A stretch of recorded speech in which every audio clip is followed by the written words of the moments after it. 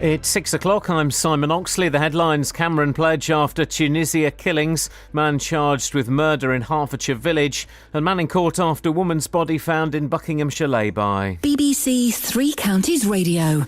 David Cameron says Britain is united in shock and grief in the wake of the Tunisian atrocity, but won't be cowed. Writing in The Telegraph, he said the poisonous ideology that drove young people towards extremism needed to be exposed and defeated. At least 30 Britons are now known to have been killed in Friday's attack. Formal identification of the victims has been delayed because many weren't carrying ID. Becky Catterick fled the attack but saw the killer. We ran up this 100-metre stretch of road, and when we got to the top of it, some shopkeepers pulled us in, said do not turn around, get in. But we looked around and there was just this guy there in black shorts, a black polo top, with his head to the ground, just dragging this huge gun along the floor. Police in Hertfordshire have charged a man with murder after a pedestrian died following a collision with a van in Turnford on Friday morning. It happened in Groom Road at about 11:30. A man in his 50s from Turnford was killed. 56-year-old Michael Turner from Landau Way in Turnford has been charged with murder and is due to appear at Hatfield Remand Court today. A man will appear in court today charged with murdering the woman whose body was discovered in a lay-by in Buckinghamshire last Tuesday morning. The body of Anita Kapoor from Hayes in London was discovered by a member of the public in the lay-by on the Amersham Road in Gerrard's Cross. 34-year-old Navin Mohan from Southall in London is due to appear at High Wycombe Magistrates Court today. It's being claimed that hospitals are doing little to implement new guidelines over how they issue do not resuscitate orders. It follows the case of a woman from Hertfordshire who was placed on a DNAR without her or her family being told. More from Jane Killick. Janet Tracy from Ware was taken to Addenbrooke's Hospital after a car crash in 2011. But because she'd been previously diagnosed with cancer, doctors decided without her family's consent that she shouldn't be resuscitated. A year ago, it became law for patients to be consulted about end-of-life care, but her family says hospitals still aren't doing enough. A BBC investigation has found that over the past 3 years, the number of complaints about the orders has risen at hospitals across the eastern region from 7 to 45. Bedfordshire Police say an incident in Luton Town Centre last night was not terror-related. A man approached officers and produced a weapon and was detained. Police had been called at 7:50pm to reports of violence in St George's Square. A number of men were arrested. The man who approached police was not connected to the original incident. Greek banks will remain closed for a week following a decision by the European Central Bank not to increase emergency funding. People will only be able to withdraw €60 a day from cash machines. In sport, Wimbledon starts today with the defending champion Novak Djokovic first on centre court. The weather dry and sunny, a maximum temperature 25 degrees Celsius. And you can get the latest news and sport online at bbc.co.uk/Three Counties. Thank you, Simon. Morning, guys. Iain Lee, BBC, Three Counties Radio, etc., etc., etc., etc., etc. Stuff and nonsense, brap and ting, shakademus and pliers. It's all happening on the inside, guys. Want it? 03459 455 555. Yep, still remember it like it was just Across yesterday. beds, hearts and bucks. This is BBC Three Counties Radio.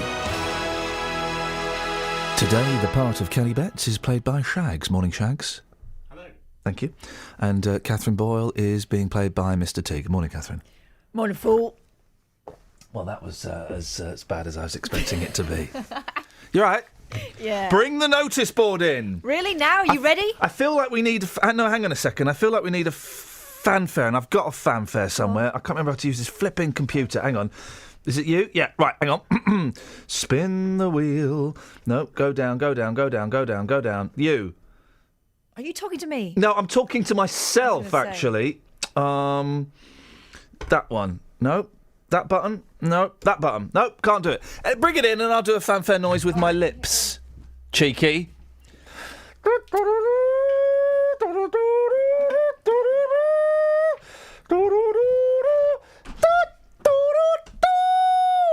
There it is. There we go, you see. There's the fanfare. Glistening in the... Wipe everything off that whiteboard. That's gone. It's the start of a new week. All those... Crazy? Look at all the work. All those things is gone. Of course, we'll always take your Sir Lemworth Hemworth stories. That's just fact. We're always going to take those bad boys, but everything else is wiped off the board as we start afresh. Wipe it up. Flipping it, woman. Maybe we should do this off air. We should get the hammer. Where's the hammer and nails? And why can't I work this thing? Even Justin can work this computer that I can't seem to work today. Oh! No! Don't go away, Four Tops, see? Told you. Anyway, that's the start to the show. I tell you what, let's have a little bit of this, and then we'll have a little bit of... Oh, what's going on here? There we go. All right, it's all good, it's all good.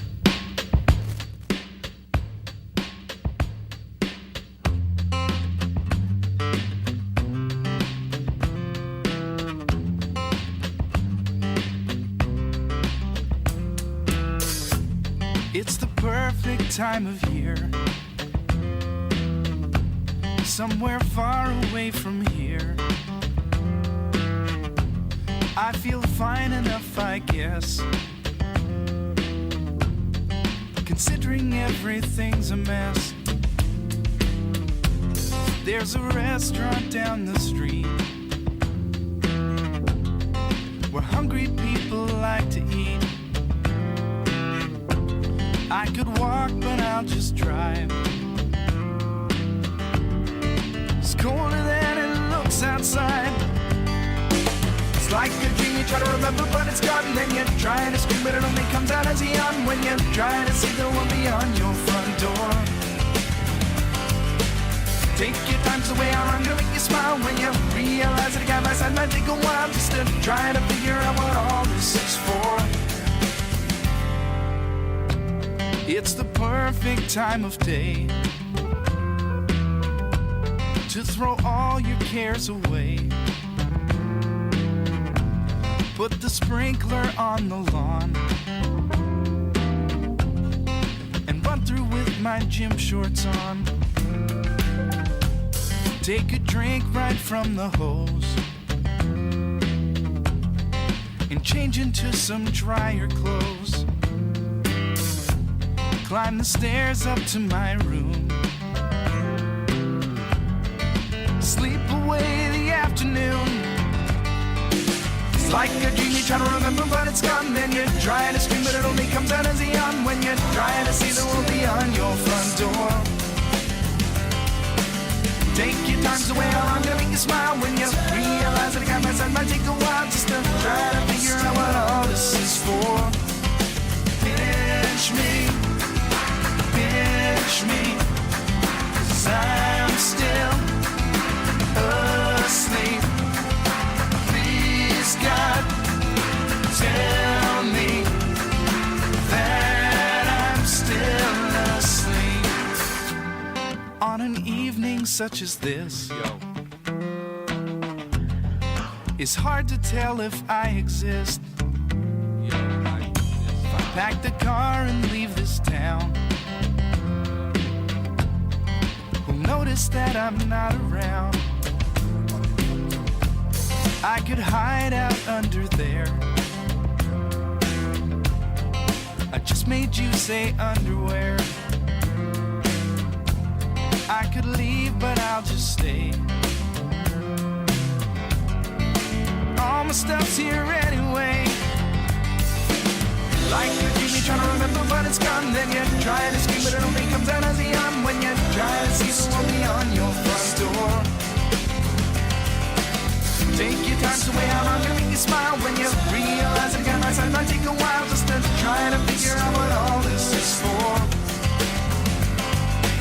Try to figure out what all this is for. Try to see the one beyond your front door. Try to figure out what all this is for.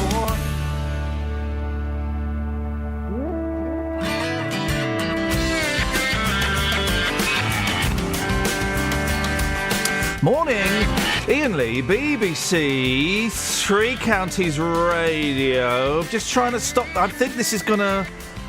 No, okay. I don't know. It's summer, isn't it? Morning, Boyley. Morning. Yeah. It's a beautiful day. So far, the whiteboard is empty. We keep the whiteboard full all week, but you have to help fill it up. 03459 455 555. What would you like to see on the whiteboard? If your suggestion makes it, we'll take a picture of it and, that'll be a nice reminder of I don't flipping know what I'm saying. That's What enough about of that. acceptable insults? Because I called someone a cowbag on the weekend. Well, She it's was. it's a dangerous game to play. Knowing our listeners, it's a dangerous game to play. But yes, we can When's put... that stopped us? Well, OK, we can put accept... Shall we do this story? Yeah. Just so we feel so like we've done yeah. some content. And, no, just so that we can do this and then we can have some... And I'll tell you about cowbag. Thanks very much indeed. Now... Hospitals still haven't brought in a change to the law on resuscitation. A year after a Hertfordshire woman's landmark court case. Janet Tracy from Ware was involved in a car accident in 2011.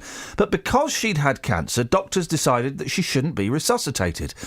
Well, they did this without the family's consent, which is why her daughter, Kate Masters, took things further. Catherine's been looking into this. This was a row about the use of do not resuscitate. I know what it is. I'm sure a lot of the listeners know what they are. But just for those who don't, what is it and why would a hospital use that? OK, these are orders. A DNR or a DNAR is a doctor's way of telling the rest of the team that if a person's heart stopped, then it shouldn't be a procedure to artificially restart it.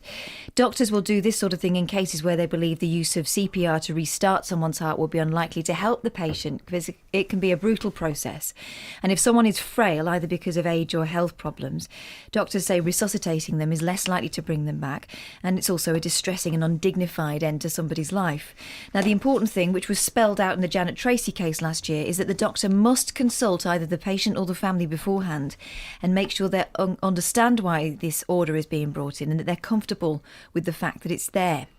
There hasn't been as much progress, though, as there as Kate would have liked. No, she wants more communication, and you'll hear from her later on. She's coming on the programme. But she feels that while some hospitals and doctors are beginning to take her points about communication on board, there can still be a rather paternal attitude from some doctors that they know best. Now, her point is that if you communicate with patients and explain the decision and why it's best for their loved one, then they're more likely to achieve the best result for the patient. And all of this comes as a BBC investigation's found that complaints about the orders in hospitals across the eastern region have actually risen over the last 3 years from 7 to 45, which, it doesn't sound like a huge number, but still, given that this order was brought in, that this change to the law was brought in last year to enhance communication, it's quite surprising. So it could show this is an increasing problem, or that more people are just aware of their rights when it comes to these orders and how they should be applied. So we'll be talking about that in the course of the programme. This is Iain Lee On BBC Three Counties Radio. Why'd you call someone a cowbag? She was one. Why? Right, so I went to a well-known shop, never known the undersold. Waitrose. Yeah. The thing is, guys, you know when people say, well, can I mention this shop? Right, well, if you're going to slag them off, no, you can't. No, I'm not slagging them off. No, I know, but I'm just saying this to the... They always say, if you listen to radio, can I mention the shop? Well, are you going to be rude about it? Yeah, well, no, legally you can't. And then you get people who go, oh, it's the BBC, so I can't... You can mention a shop on the BBC, of course you can. But also, just because you've now planted the seed in these idiots' ears, you then say, all right, I'm not going to mention the shop, but I'm going to slag it off. But let's just say every little helps. Well, then that is the same legally as you telling me what the shop is. Yeah, no, it wasn't that one. It was this one. And the I'm only going to write a book. Sorry to keep interrupting. Well, just so rare I get to speak these days. I'm going to write a book, not on how to do radio, on how to phone in to radio. It's a really good idea. That's exactly what I'm There going to do. might be a chapter. I'm not sure there's a book. Trust me, there's a book. There's a book, including chapter 6, How to Do the Perfect Prank. Anyway, continue. Continue. The only reason I tell you which shop it was is because the behaviour on her part was extremely uncouth and not what you'd expect at Waitrose. Oh. But also my behaviour was tempered by the fact it was Waitrose and not somewhere else where, obviously I would have got fighty. But anyway... You would have got what? Fighty. As opposed to? Politey. Yeah, okay, yes. Coming through a one-way system and waiting for this lady to come out of her parking space. Yeah. She's looking livid. Imagine this. She looked a bit like... Picture the scene. She looked like Christine McVie from Fleetwood Mac. Oh, yeah. Okay, so one of baby. those faces that can look a bit cross. It can look beautiful, but it can look so stern. Yeah, exactly. And she looked stern and she was muttering to herself. And I was doing that sort of thin-lipped, polite smile that says, yeah, I'm waiting for you, but if there's a problem, it's fine. You can tell me you're waiting for your husband or you're going to get your pies out or whatever, and I'll move along. Anyway, so she's sort of looking over now and again, and I thought, flipping heck, someone's really annoyed her. Yeah. I moved a bit closer as she started to pull out, thinking that she was going to obey the laws of the laws of the Waitrose. Of the Waitrose one-way system. And she starts pulling across me. Not only does she start pulling across me, she's got her roof down. Yeah, she's driving an Audi with the roof down. This may explain more. And she's really going flipping crackers and saying, and as she pulled parallel to me, inching past me in a one-way system, move out of the way, you stupid woman. Aye. So at this point... Can I just say you're being racially offensive there by doing that accent? Why? Because you know she was one of yours. Yeah. She wasn't one of ours. She was a northerner. All right. Well, she was like you pretending did to it be in posh. You did it in a posh southern accent. Move out of the way, you stupid woman. It was more like that. Thank you. Okay. At which point, my window goes down. Which I'm constantly saying to you all the time. And I said to her, and we're virtually nose to nose. I could have kissed her, which probably would have made things worse. Oh, suddenly this story got even more interesting, eh? Lads? Eh? Lads? Truckers? Lads? Me and Christine McVie. Hey. Yeah? Carry on. Continue, Evo, s'il vous plaît. That's not very helpful. What are you calling me stupid for? Yeah. Yeah. She went, because you are. I'm trying to get by. And I went, right, okay. Yeah. I'm sorry, but you're going the wrong way. This is a one-way system. We finish at There's 9. an arrow that way. You can't get out that way. I said, what, the exit just there? You can. Yeah. I kept it cool. Yeah. She kept it not hot. cool. She was hot. She was going... We do finish at 9 and travel is all coming the way up. past. You know that bit in Sexy Beast where he's going, you will, I've not move. seen it, mate. Anyway. Just get to the bit where you called her, and you called her a cowbag. Great story. I mean, really, wow. Travel news for beds, cards and bugs. BBC Three Counties Radio. Let's check the M25 first of all, anti-clockwise, starting to build up now as you head west from the M1 down towards the M40. The M1 itself looking okay, can't see any problems on the sensors and cameras this morning. Heading out onto the North Circular in London, westbound queues at Henley's Corner, also very busy approaching the Brentfield Road. And on the tubes into London, the Metropolitan line is running with minor delays between Uxbridge and Rayners Lane. There are severe delays though on the Victoria line because of a signal failure down at Finsbury Park. Trains through the Three Counties looking good this morning. No reported problems. James Worley, BBC Three Counties Radio. Thank you, James. Oh, now what's going on? That's what's going on. We're trying to play Catch the Red here. It's a complicated game which involves... Right, let go. Catch. Take your hand further away. Got to take your hand... Go.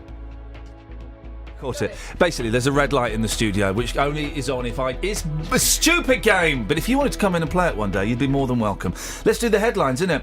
David Cameron has promised to tackle the threat of Islamic State at its source, following the Tunisia beach attack in which at least 30 Britons are now understood to have been killed. Police in Hertfordshire have charged a man with murder after a pedestrian died following a collision with a van in the village of Turnford on Friday morning. And Bedfordshire police say an incident in Luton Town Centre last night was not terror-related. A man approached officers and produced a weapon and was detained. No. That's not how this works. We do this now. Competitors must be dressed in suitable tennis attire that is almost entirely white. Takes her time wearing a white visor with her hair tied back. The crowd must remain perfectly silent for the duration of every point. The crowd at the moment quiet and respectful. However, what a ripper of a return! Those watching at work, in the park or anywhere at all are encouraged to scream, gasp and whoop throughout. Crashes a forehand into the corner. And this is the cheer of the crowd. Wimbledon 2015. Come as you are. No. Starts today across the BBC. All Wimbledon means to me is boring television. I don't really watch TV anymore. As I said, I'm getting rid of Sky in August. Bring it on. And I'm waiting for... I've got to phone them up on July the 25th to cancel Sky. I've got to give them a month's notice. And I'm going to enjoy the conversation where they try and keep me. Because my decision has been made. They could offer to give me money and I would still... Well, no, hang on, that might work. Yeah. They offered, if they paid me, that I might just keep it then. But apart from that, Murdoch, that's it. You better put me straight through to Murdoch. He's the only one that could persuade me to keep Sky, and that's through intimidation and threats of exposing those phone recordings. You know my phone... I told you my phone was hacked back in the day. Yeah. My phone was it hacked... back in the day when you had a very interesting life? Yeah, it would have been messages from my mum... telling me to go and clean her windows, basically, and from my drug dealer and prostitutes. It's a joke! Anyway, so you called her a cowbag. Well, no, she asked for it. Oh, it's still going on. She was inching I've past asked me for it now. very quietly, rumbling and grumbling away. in a Christine McVie fashion. I'm sure Christine McVie wouldn't go that far. Every time I open a second microphone, I have to ride the gain. It's a really weird, echoey thing. Anyway. Didn't Cowbag, weren't they a band in the 80s? Probably. I'm thinking of Pigbag. There was a band called Pigbag. No, there wasn't. There was a band called Pigbag. Let's ask Shags. Shags, what was Pigbag's hit? Their hits were Slap Me Once. Okay, thanks very much, indeed. I mean, that's the best he can come up with. There's Pigbag. I think they did a song called Pigbag. Right. Didn't they, guys? Well, Pigbag is the escalation of Cowbag. If she'd have carried on, she'd have got Pigbag. This is Pigbag. Hang on a second, guys. Oh, hang on a minute. And the song is Papa's Got a Brand New Pigbag. Oh. Do you remember this? Yeah, I do. Is this Pigbag? Pigbag, and Papa's Got a Brand New Pigbag. Hang on, this is the 12-inch remix. Let's get to the... I hope it's not sweary. Well, fingers crossed, otherwise you're in trouble. This is them playing it on top of the pop, so this will be a clean version. Here we go. Here we go. Pigbag. Papa's got a brand new Pigbag. Hi folks, welcome to Top of the Pops. A Peter great big Powell. party tonight, stacks of Party. interest, lots of bands and lots of action. For openers, it's Pigbag, hit 3 and Mama's got a brand new Pigbag. Here we go, guys.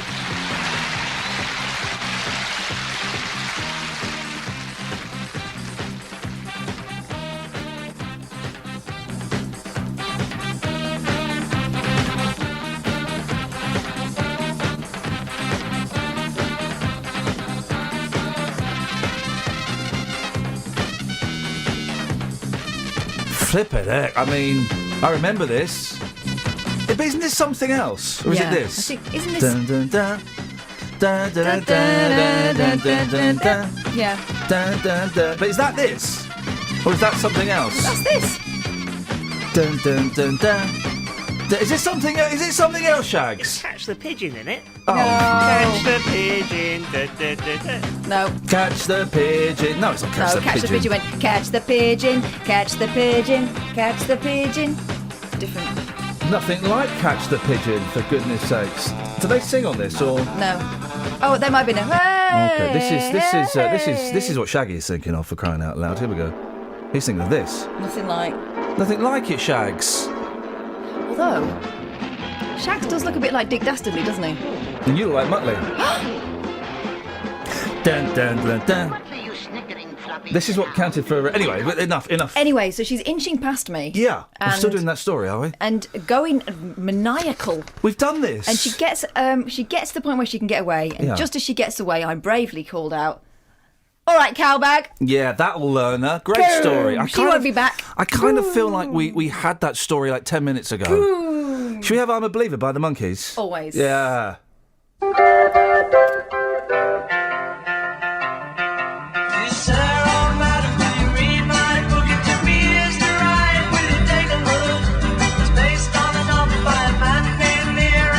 Hang on a second, that's the wrong... That's, Just No. indulge me.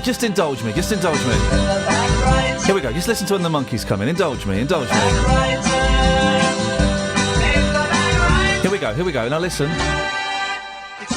Oh no, hang on a second. They're doing a second verse. Just indulge me. You're digging this, Shags, aren't you? You digging the vibe? Here we go. Here they come.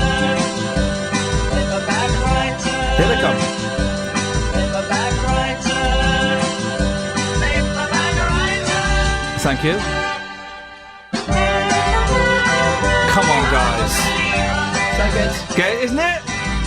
I'm going to have to do you a CD of mashups. Do it.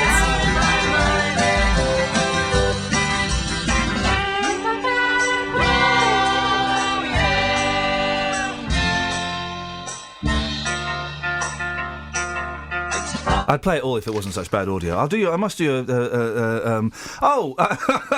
there's one I want. The Beach Boys and Missy Elliott. What? Oh, I know! But that can't work. That, man, honestly, it does work. Let me find it. We'll do the show in a minute. I'm just having so much fun with my It's new okay, toys. I'm going to tell you about a bridge in Sharnbrook in a bit. Okay, well, I look forward to that. Yeah. Okay, is this it? Oh, shush. Hang on a second. Is this it? There we go. Here we go. This is the Beach Boys, Missy Elliott, and Busta Rhymes. This could get swearing. Oh yeah, you're right. Actually, it does. What's the bridge? Have you got the bridge? Yeah, people living in Sharnbrook. Here you go. Okay, I'll read. I've got it. Okay, right, fine. Let's just check the phone. Shags, how many phone calls have we got so far? Okay, must try harder, Shags. If Danny was Kelly Betts, so good. we would have loads of phone calls, mate. Yeah, would we? Yes, we would. Okay. He's so good and dreamy. He's so dreamy. 03459 455 555. People living in Sharnbrook are concerned that work on a nearby railway bridge has been left unsafe and unfinished. Network Rail say work done is safe, and further work, which will start in September, will involve realigning the curb lines, resurfacing the road and relocating electricity pole. Let me hang on, get myself together. OK, fine. They've apologised for any inconvenience caused. Kath, you've got more on this. Yeah, the residents came to us with this one, which is why we're doing it. Over Christmas, Network Rail ripped down Sharnbrook's Victorian Railway Bridge and replaced it with a new concrete green one. I don't know why we need to know it's green, but it's green. To get ready for a new electric train line. But with this came disruption for the locals. First, the loss of the old bridge where people used to sit with picnics and take pictures. They're calling it a monstrosity, the new green one. Secondly, the bridge that they've put in place seems to have pushed the embankment below it, making it look to the locals unsteady. Now, there's been a support wall built, which the locals are worried is bending and collapsing with the weight of the bridge and the slipping embankment. Generally, it's not popular.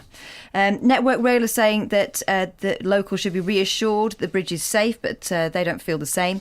Network Rail say that they have plans to change the bridge. They say the work to improve the road over Templars Way will be carried out as planned. They will start this in September, and it will involve, as you said, realigning curb lines, resurfacing the road and relocating a pole. A one-way system is currently in place for the safety of pedestrians and motorists until curb realignment work is carried out in September. And Network Rail say the retaining wall has been inspected by engineers and is stable. In September, they'll be carrying out additional repairs to that wall. They're apologising for any inconvenience caused to the work. And we'll be talking to Justin, who'll be there with the neighbours. Excellent. Slow news day today. 03459 455 555. Now, this isn't sweary. Are you sure? Well, I can't guarantee it 100%. It's the Monkees versus Girls Aloud. Wow. I mean, what That's could a go... fight.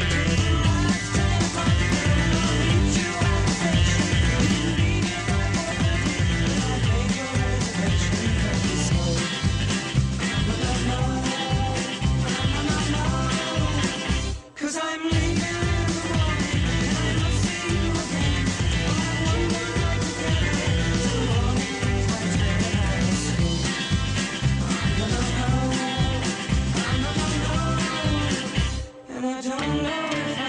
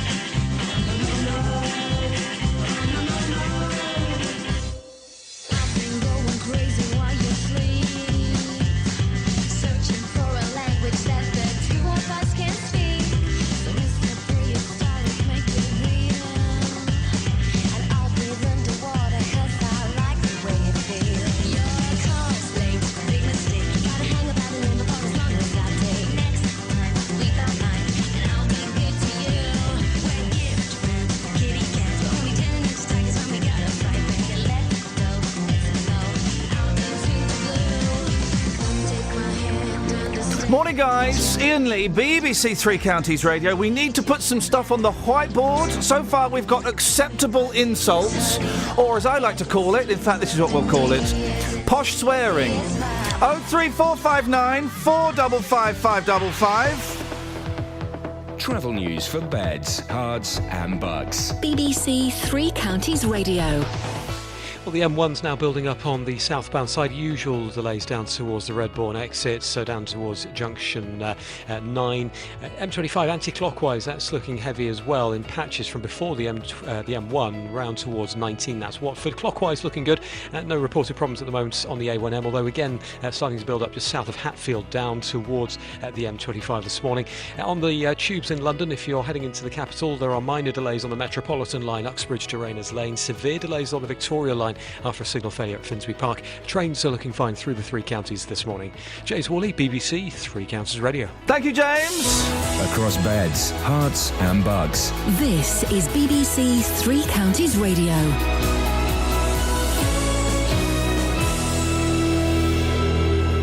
It's 6:30. I'm Simon Oxley. David Cameron has promised to tackle the threat of Islamic State at its source following the Tunisia attack. At least 30 Britons are now understood to have been killed by the gunman at the beach resort on Friday.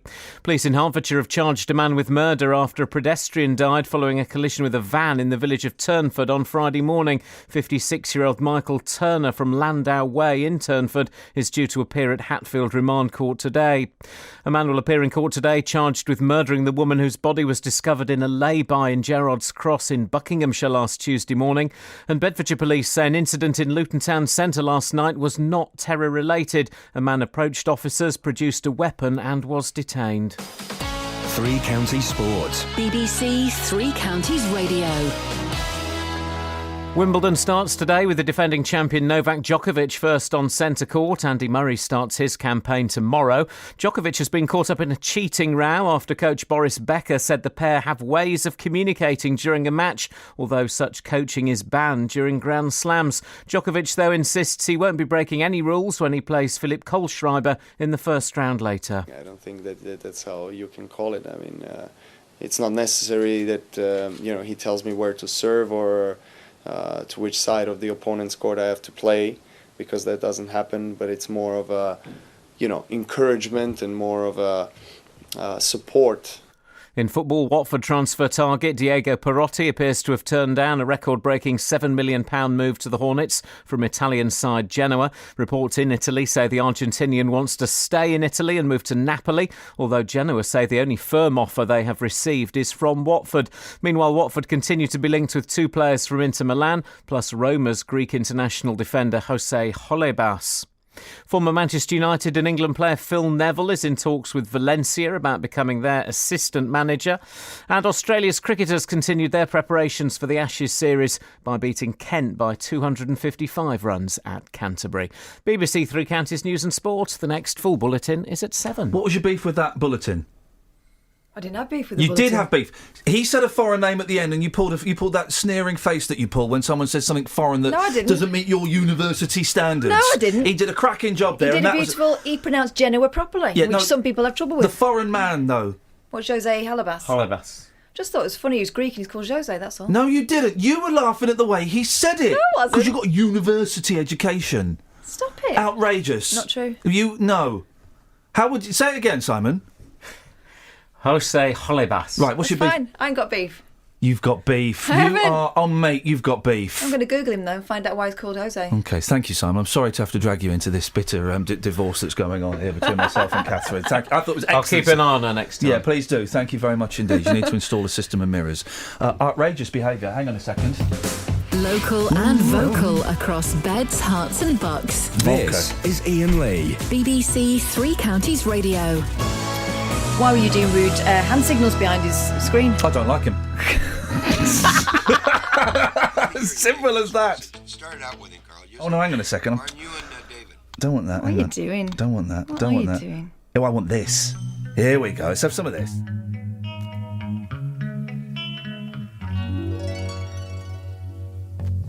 There's a world where I can go and tell my secrets to.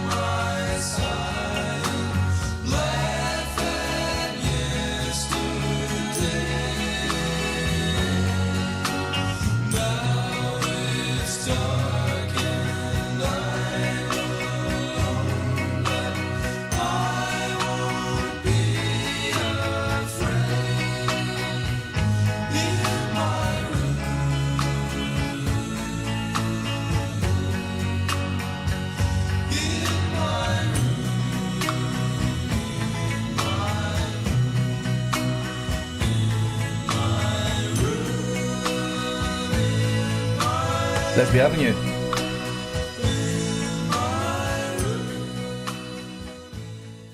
Gains. There we go, you see. I'm just negating the slight esotericness of some of the music we played by a bona fide classic. That's right, I just played a bona fide classic. That's one of my favourite gags, along with Uri Geller, of course, one of the biggest benders of spoons in the world. Fun times, guys. 03459 455 555 is the telephone number. So, Posh swears. Also, I went to the pictures yesterday to see the Minions. Mm-hmm. It's fair funny. Well, they are funny, aren't they? It's very... I've never seen Despicable Me. Do you want to borrow it? I probably got it somewhere, scratched and covered in jam. But we went to see Minions, and it was brilliant. It was hilarious. First of all, it starts off with the Turtles, Happy Together. It's the theme tune. My boys were singing it. The only kids in the cinema singing it. Winners. Yeah. And my eldest leant over and said, Daddy, this is one of my favourite songs. I went, yeah, that's right, boy. And then there's a bit where there's a really funny Monkeys gag. There's loads of 60s music in it.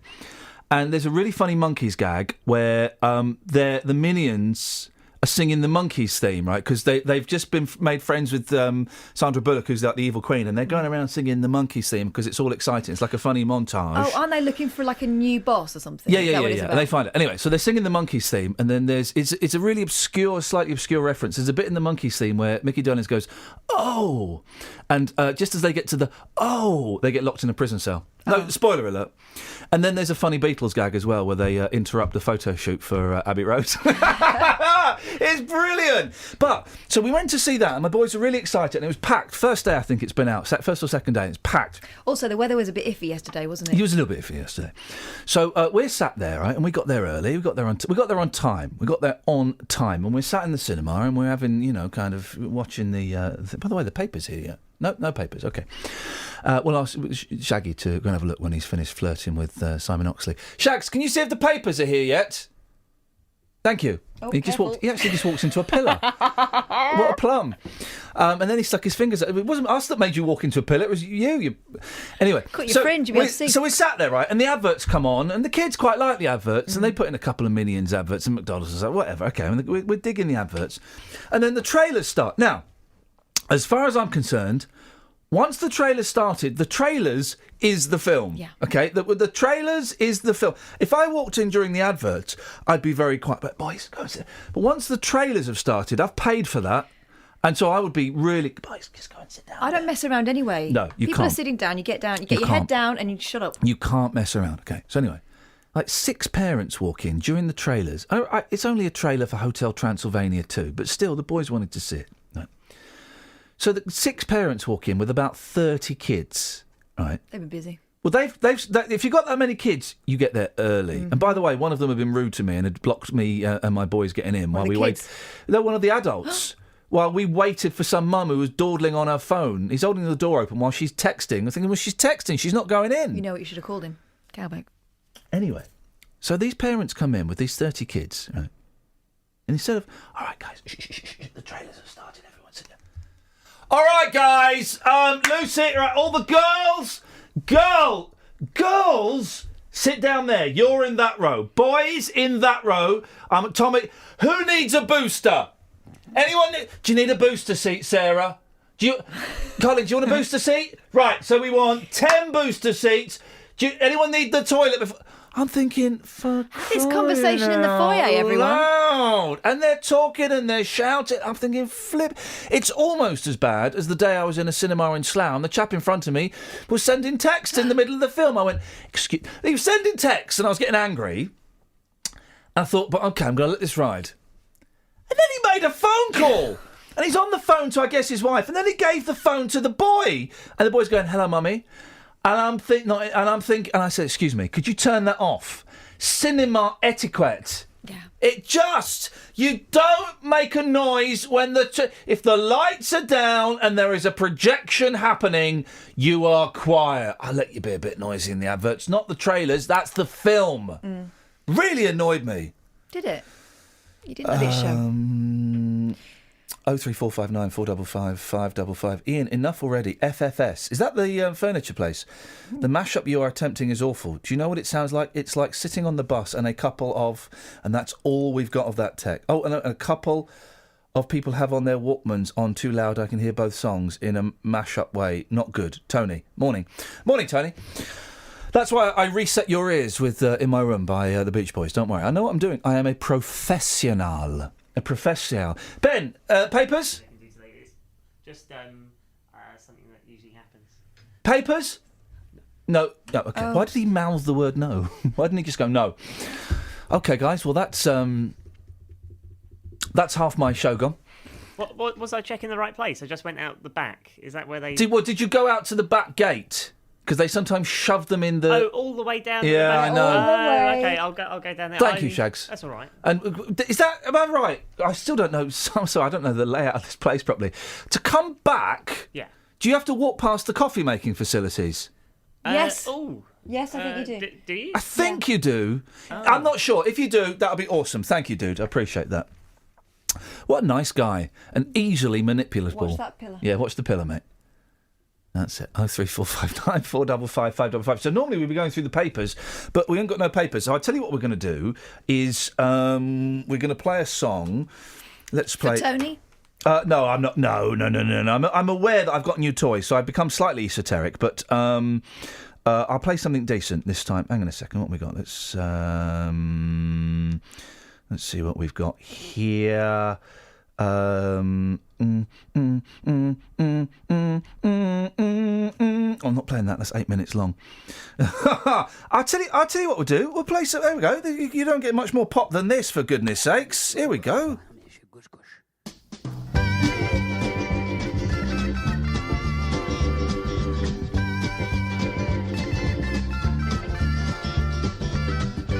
Looking at the world through the sunset in your eyes. Traveling the train through clear Moroccan skies. Ducks and pigs and chickens call. Animal carpet wall to wall. American ladies 5 foot tall and blue. Sweeping cobwebs from the edges of my mind. Had to get away to see what we could find. Hope the days that lie ahead bring us back to where they've led. Listen not to what's been said to you. Would you know we're riding on the Marrakesh Express? Would you know we're riding on the Marrakesh Express? They're taking me to Marrakesh, all on board the train. All on board the train. I've been saving all my money just to take you there. I smell the garden in your hair.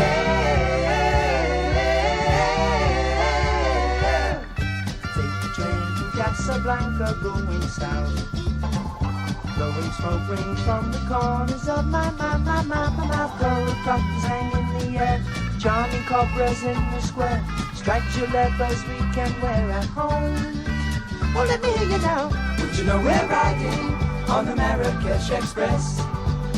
Would you know we're riding on the Marrakesh Express? They're taking me to Marrakesh. Would you know we're riding on the Marrakesh Express? Would you know we're riding on the Marrakesh Express? They're taking me to Marrakesh, all on board the train. All on board the train. All on board.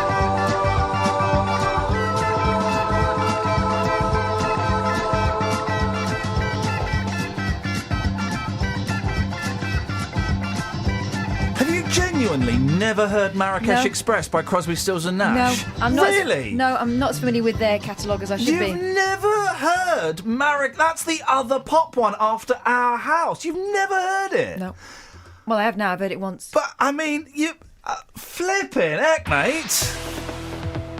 Travel news for beds, cards and bugs. BBC Three Counties Radio.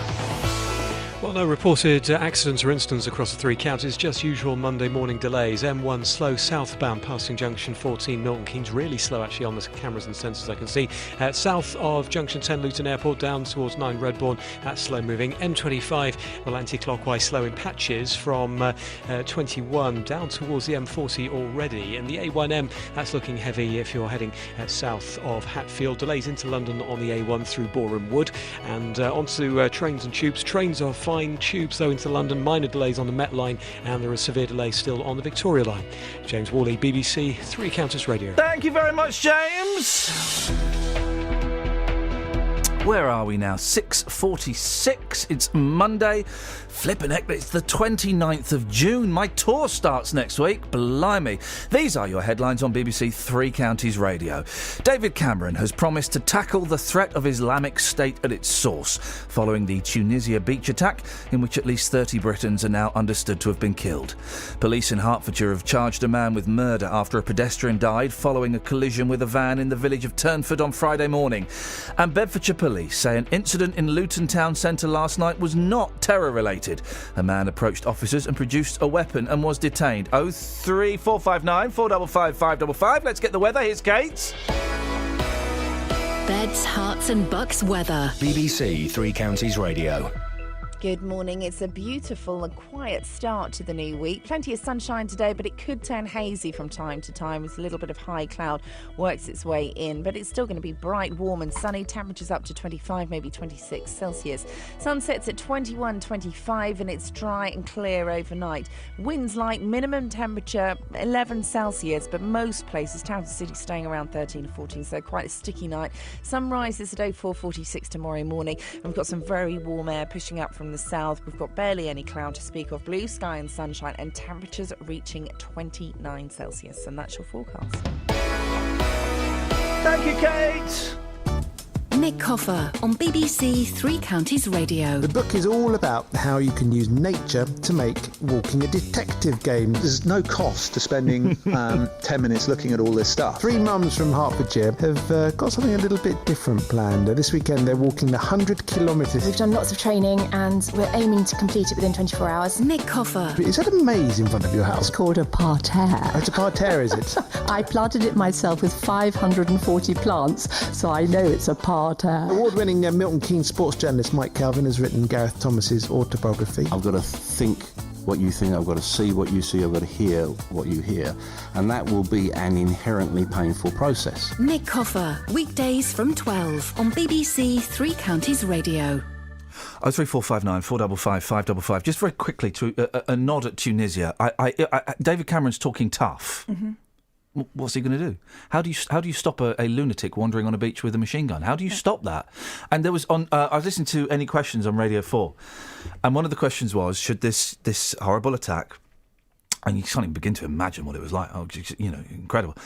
Should this attack stop us from going on holiday to certain places? Stop you going out anywhere? Well, yeah, but one of the MPs is going, no, we should still go to places like this for a holiday. I'm not going.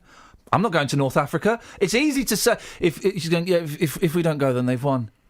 Okay, well, they can. Do you know what? They can win that one. They can win that one. I'm sure there are some incredibly cheap deals to Tunisia today. I'm sure if you went online that you would pay $1 to go to Tunisia. Do you know what? I ain't going. And probably at this point, security will be tight to the point of it being less likely to happen. Yeah. But the point is, they're choosing soft targets. They could go anywhere. They could go anywhere. They could go. I'm not going to go to North Africa. We can do all that.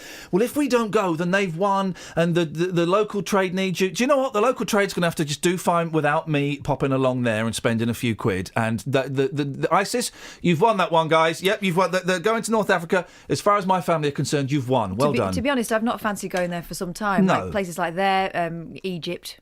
No, Turkey, I don't fancy. No, I mean, part of me. Well, we're going to Greece at some point, and part of me thinks, well, you know what? There's connections with Turkey. Okay, fine. But now they've got.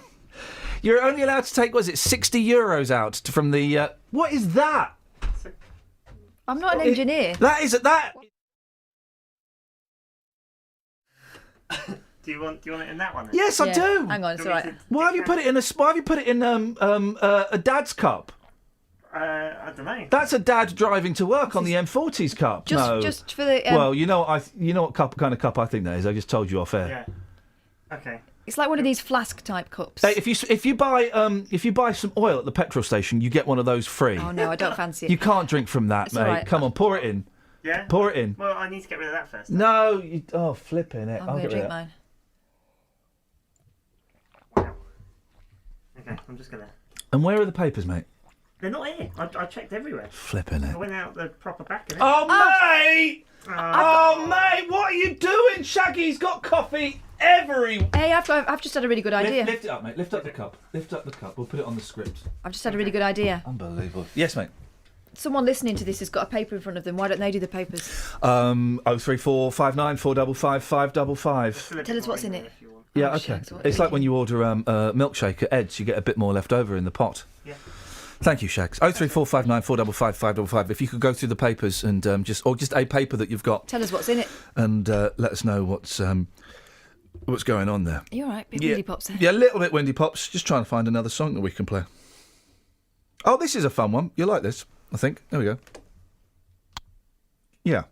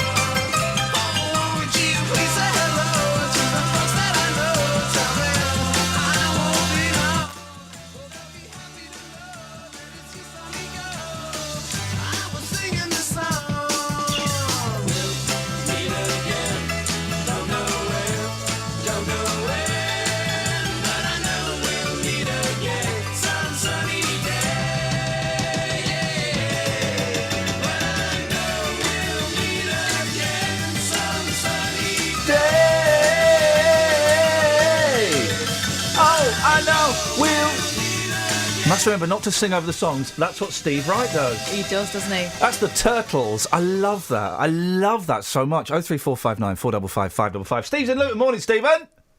Morning. Hey, you're all right, fella. You sound a bit slower than usual. What's wrong?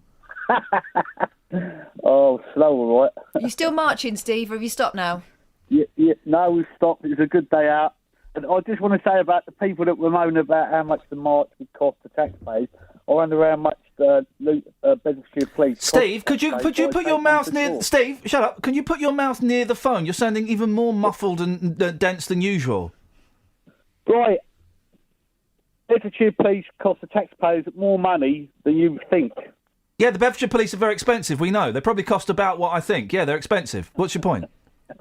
No, but on Friday, people were ringing up moaning because we're having a march. It's going to cost the police and the tax money. Not on this show. They weren't moaning up. They weren't moaning up. There we go. We'll have a moaning. They did mention it because I spoke to you. Yeah, you mentioned it, but no, Steve,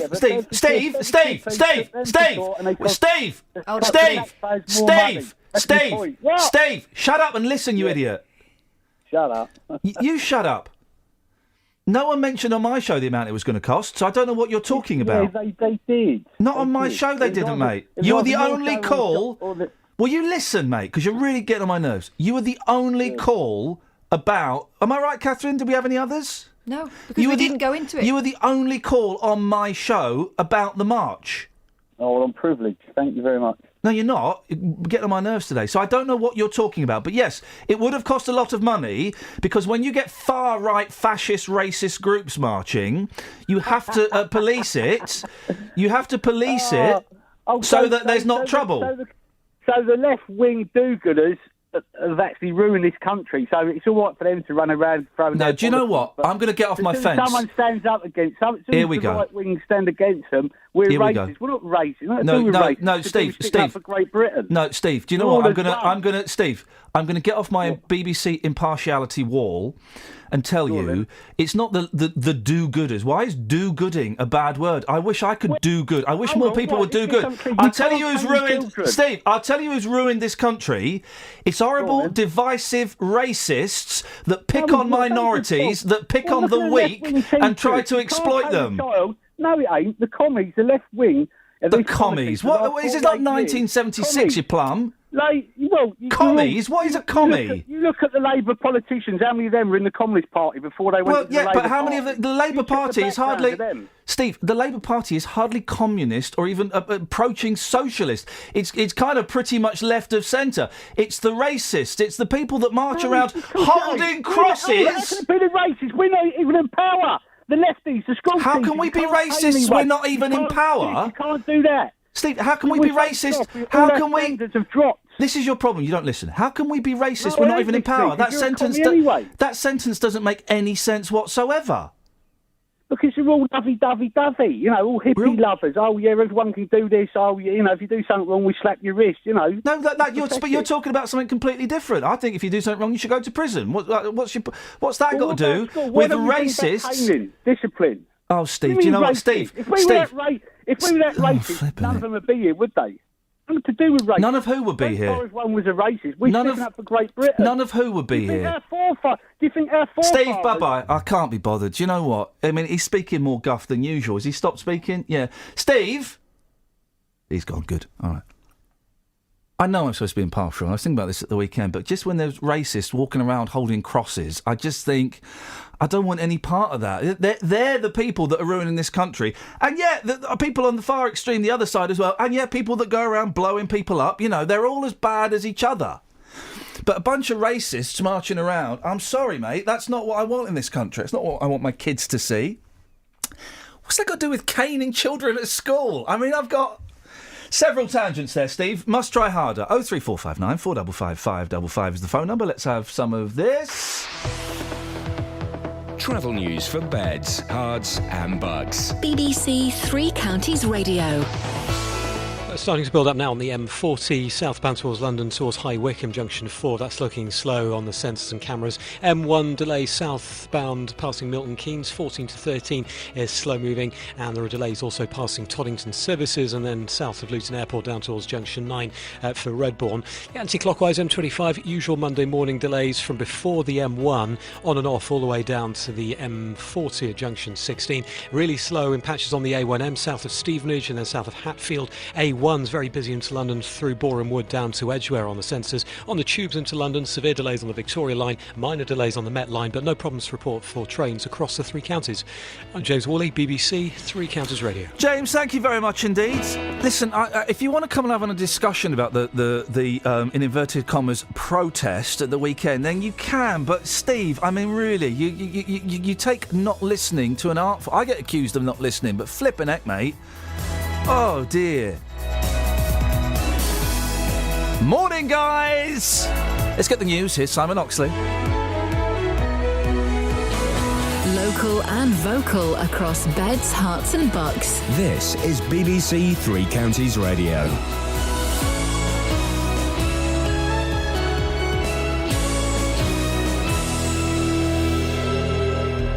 It's 7 o'clock. The headlines: Cameron pledge after Tunisia attack, man charged with murder in Hertfordshire village, and man in court after woman's body found in Buckinghamshire lay-by. BBC Three Counties Radio.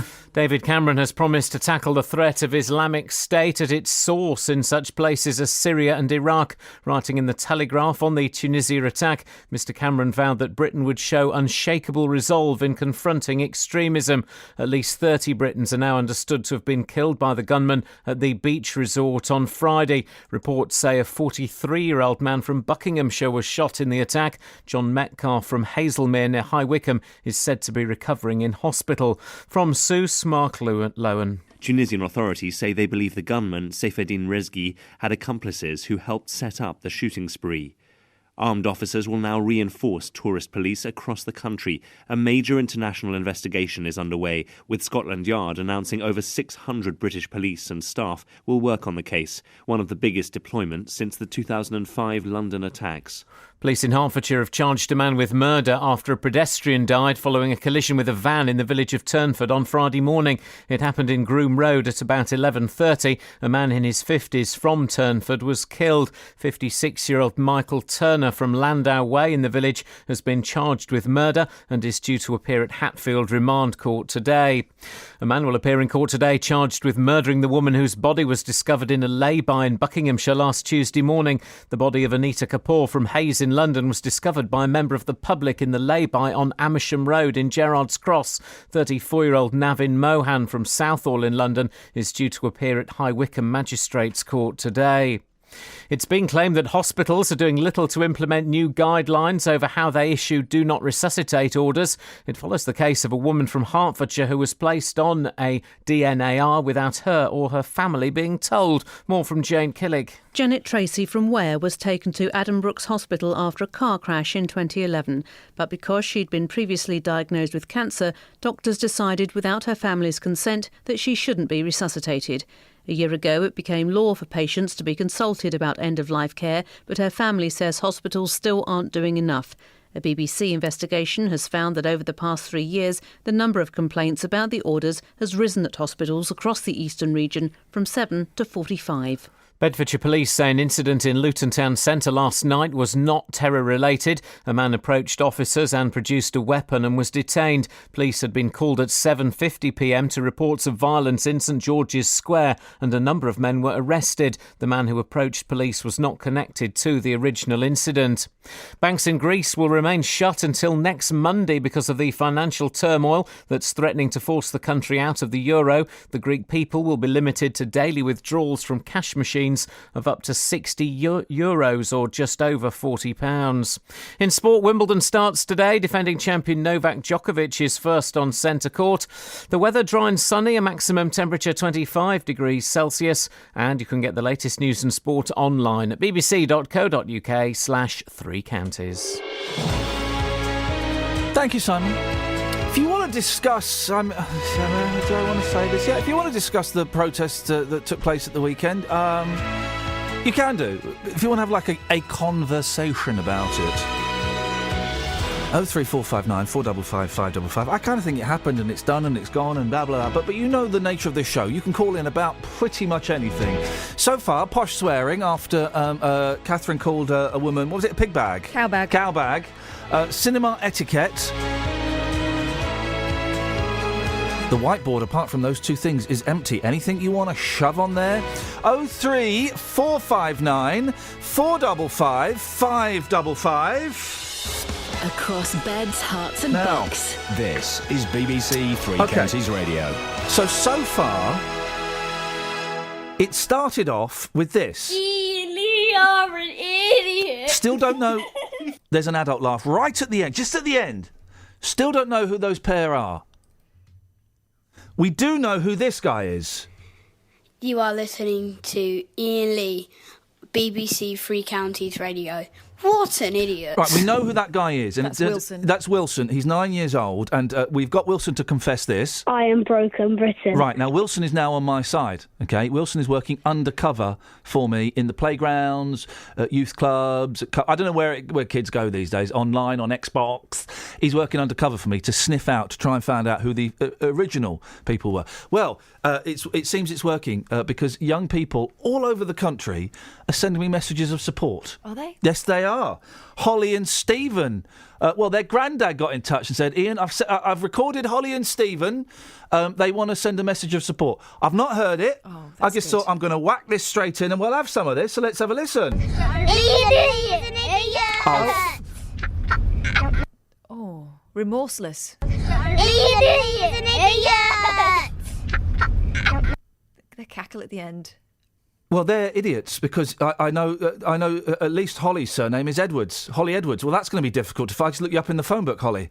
Just look her up in the phone book. What are you ringing her for? She's a child. What are you doing making young kids cry when they phone in doing prank calls? He didn't cry. He did. His He voice got a bit worried. His voice wavered.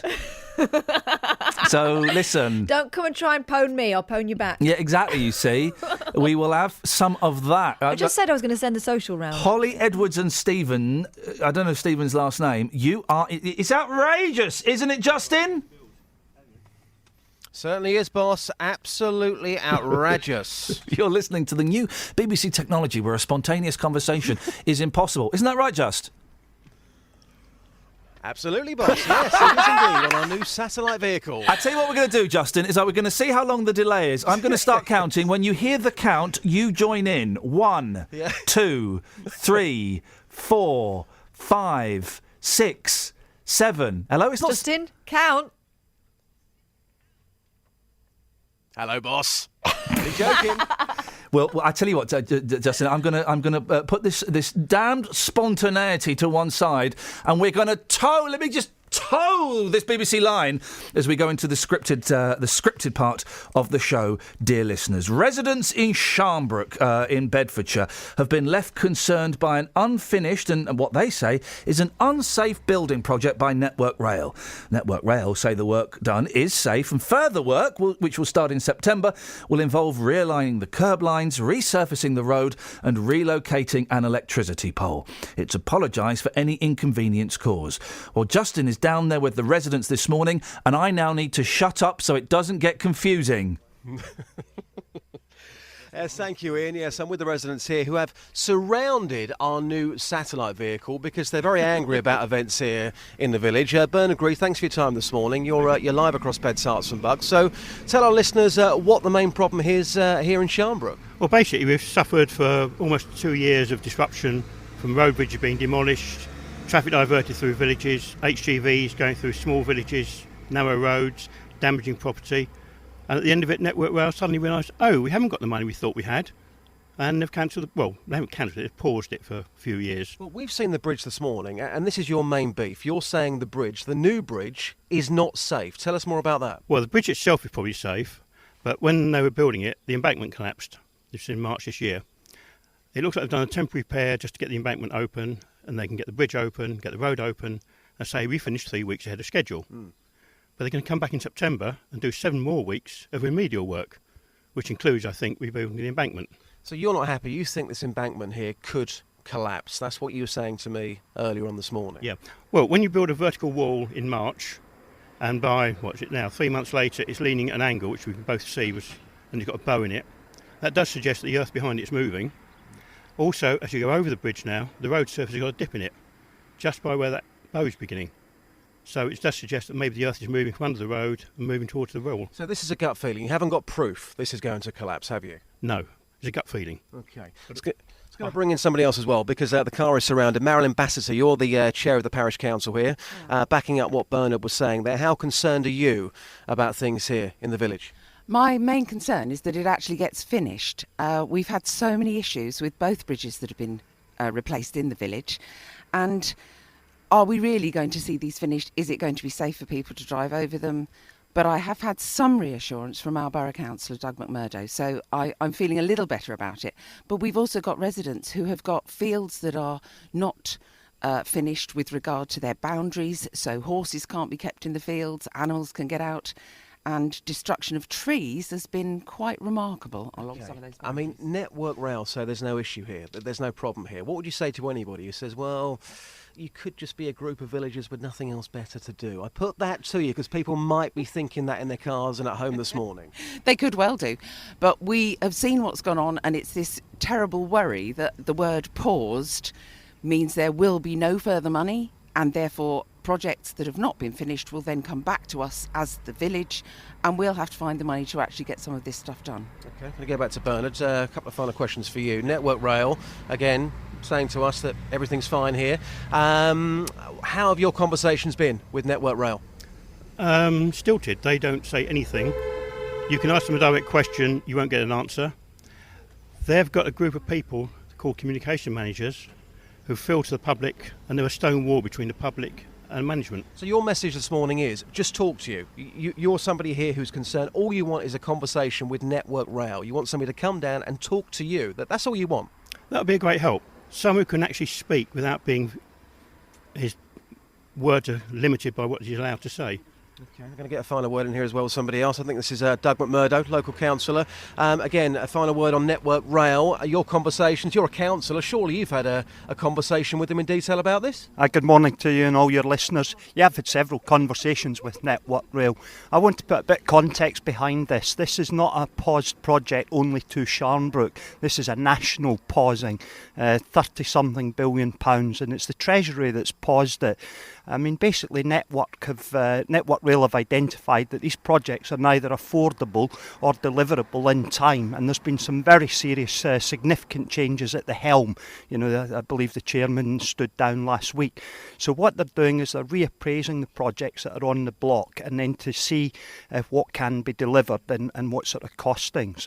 Now, my discussions with Network Rail, they have been frustrating at times, but on Thursday of last week I've met with the new project team that are going to be dealing, now I'm talking specifically around Templars Way. Basically, the bridge was delivered over a 6-month period with the surrounding embankments, and sadly, only through the final safety audit, they actually have identified 3 areas where they need to come back and carry out some remedial work. And that's what's happening now.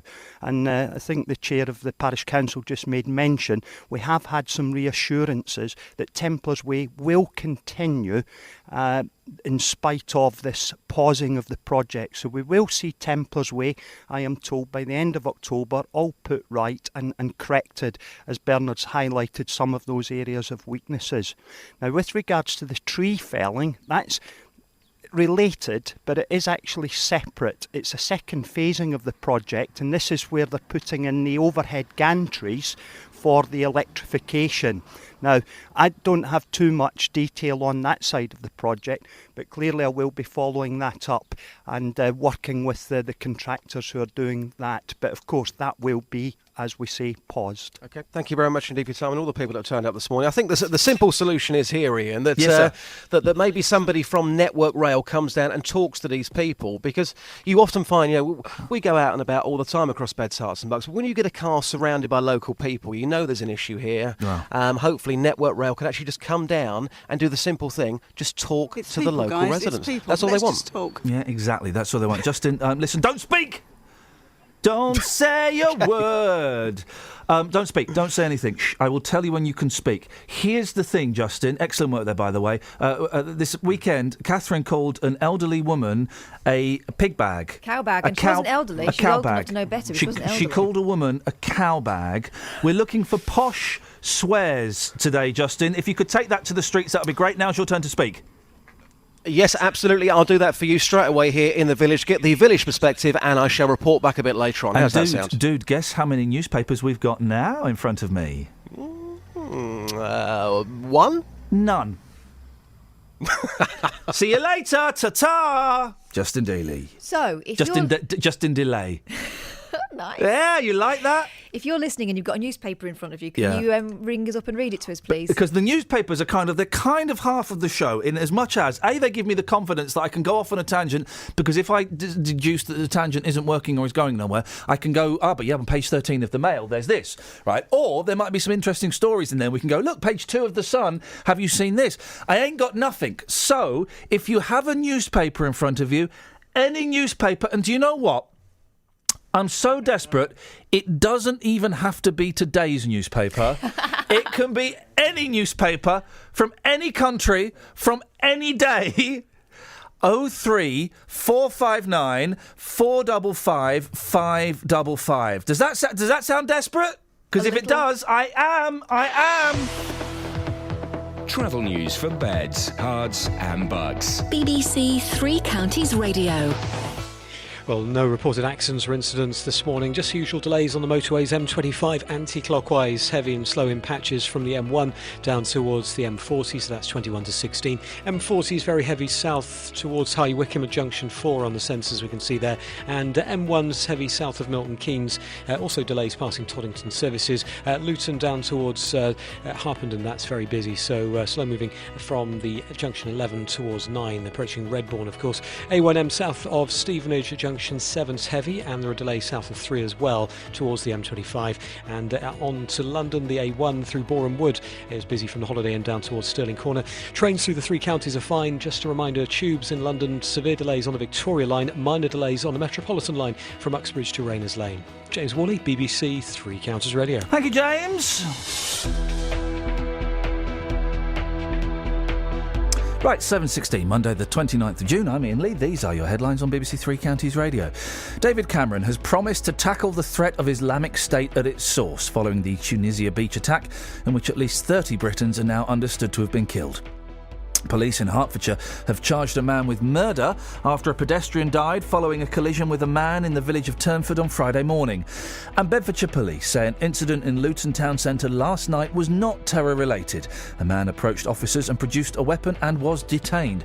03459 455 555. You can text 81333. Start your text 3CR. Every weekday morning. One's partially closed and the others didn't operate at all. I have contacted other companies who do it professionally, and they said it should have been anchored down. The JVS Show. It was looked over by the garage and they told me do not move the vehicle anywhere. It's a complete death trap. The JVS Show fights for your rights and tackles your consumer problems. I'm getting nowhere. I've tried on numerous occasions to talk to the manager of this company. If you need our help, email jvsshow@bbc.co.uk. So they said, we're going to contact the customer, we're going to have a chat, and we're going to make a gesture to that customer. And we could do the same for you. Without your programme, I don't know what you'd do in the morning. The JVS Show, weekdays from 9 on BBC 3 Counties Radio. Here we go. What's this text from Pat? Hi, Ian. We expect fascist dictatorial countries to ban people in their own country from protesting in their towns within their country, but not in Great Britain. The police, council, faith leaders and Gavin Shuker should all be ashamed of themselves by supporting the views of some residents over those that may have supported this march by Britain First. The protest was largely peaceful, so what was the problem? Those trying to stop it being the problem, trying to suppress those that hold different views. Shame on you all. Well, I don't... Well... Pat, OK. Listen, I support everybody having the freedom to march if they want to. Yeah, of course, it's great that we can do that in this country. But I'm also allowed to say I don't like racists and I don't want racists marching in a town. I'm allowed to say that. And, hey, they marched. Yeah, I'm allowed to say that I don't want racists marching in a town. But I appreciate their freedom to march. It sounds like a contradiction, but if you kind of take it apart, it's not. I don't like racists. I don't like this organisation. I don't like people marching around in places where they know it's going to upset people, carrying crosses and saying they don't want those people living there. I don't like that, and I'm allowed to say that. Now, the reason that the injunction, the police and the council tried to take out an injunction, I have no idea what Gavin Shuker's view was on this situation. The reason why they did it is because Luton is sick and tired of racist organisations coming along where there's, hey, guess what? A really big Muslim community that lives there, stirring it up and doing it at a weekend when there was a celebration of communities and people mixing with each other. They were stirring it up, Pat. That was the thing. They were stirring it up. And guess what? There are a lot of people that don't want racists in their town. That's okay, isn't it? The other thing is that the police say that these two people have got previous for coming in and going above and beyond to stir things up. They talked about them going to a mosque. Yeah. So they shouldn't be ashamed of themselves. I think putting shame on them is saying shame on you all is a big thing. The march happened. But I support. Let me clarify my point. I support the right of people to protest, but also I support the right for people to object to protests. And I object to racists marching through a town simply because they know it's going to stir it up, little darling. Stir it up. And that's fine. 03459 455 555. Any other texts? No, that's it so far. OK. And we've got some. Hang on. We had some tweets, didn't we? Don't know. Yeah, talking about cowbag. Oh, yeah. Darren says, I think cowbag is a European swear word that would make a sailor blush, but it may have been lost in translation. Posh swearing we're talking about, because Catherine abused an old woman by calling her a cowbag. She wasn't old. It's like plebs, isn't it? It's like plebs or cretin. It's just... It's a mild rebuke. Yeah. I remember at primary school... I think cowbag's actually quite affectionate. At primary school, one of the teachers there didn't like him. I think he had a glass eye. He wore short shorts. Oh. And he called me a word at the time I hadn't heard of. And you still don't hear this word said very often. In fact, I looked it up the other day because this incident popped into my head.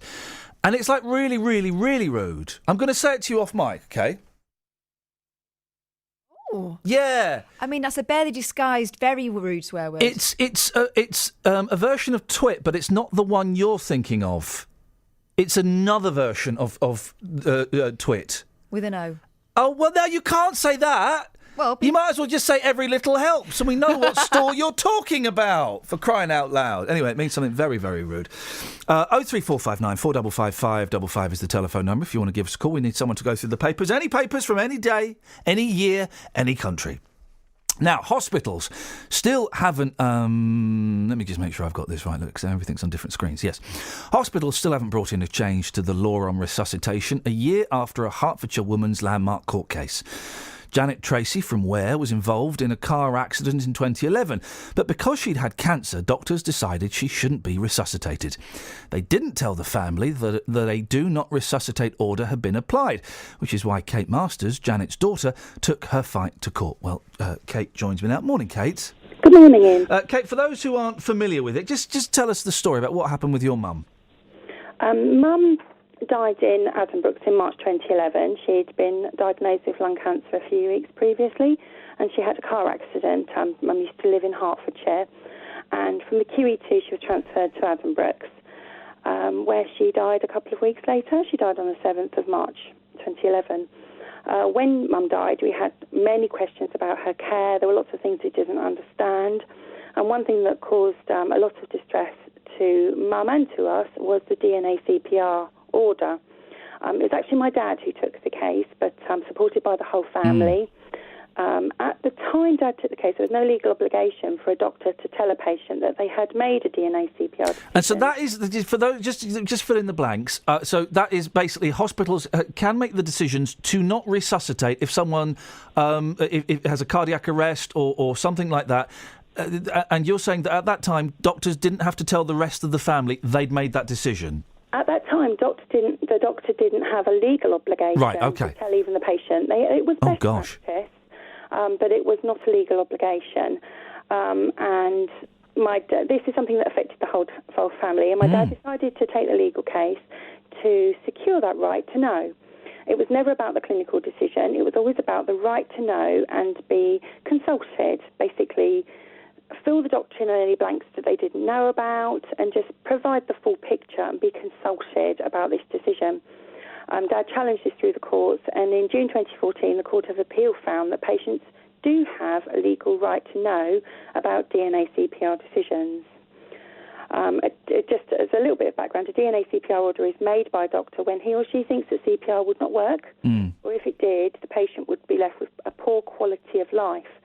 Now, I find it hard to understand how a doctor would not have that discussion, especially if they're making decisions about someone's quality of life. It's one of those things, isn't it, where you would have assumed that the doctor would have taken you into a little room or taken you out in the hallway and said, look, this is the situation. If this happens, we think it's best that we do not resuscitate. Do you understand why we've made that decision? You kind of would have assumed that would have happened.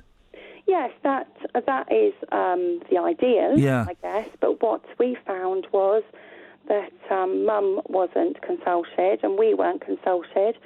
Incredible. And the doctor thought, we did understand in the first do not resuscitate order, but some of the words used by the clinicians were things like, we will make your mum comfortable. And since, a lot of people contact me, and this seems to be a general thing. It's not direct. If it is direct, it's overly direct, and it seems to be trying to scare patients and relatives. Or it's the other end of the scale, where it's a little bit ambiguous. It's too oblique to be completely understood the point they're trying to get to. Yeah. So the court case it came to an end last year. So the changes that were introduced because of that. The change that's introduced is that the bar was raised that a doctor must legally discuss a DNA CPR decision with their patient unless they feel there would be psychological or physical harm to that patient. Now, I thought this was quite a fair ruling. Doctors, you would never, I don't think many people would want their doctor to do anything that would harm them at all. But that was basically what happened at the end of the case. The bar was raised from distress. Before, in the guidance, it used to be if you feel it will distress your patient, then you don't really want to do that. But the bar was raised to harm physical or psychological. But it was made a legal requirement to. So then, you and your family, then you must be happy you've achieved this thing. Has it all been implemented as you'd hoped? We were relieved at the time, and we really thought that the medical profession would take it and run with it. I'd had quite a lot of support from clinicians saying this is really going to clarify things. Thank you so much for taking the order, taking this forward. But what we found in practice is that it's still a very difficult discussion for the doctors, and some are still not having the discussion, but not for the right reasons. Things like, there was a case in the papers a couple of weeks ago for a young man who died in Southampton, and the doctor actually put a note in the record saying we feel that the parents will be violent towards the staff if we discuss this. Now, that is not the reason given at court for not discussing a do not resuscitate. There was no substance. I don't know the full story there. But obviously there must be ways to deal with that. But this was not, in my opinion, the way to deal with that.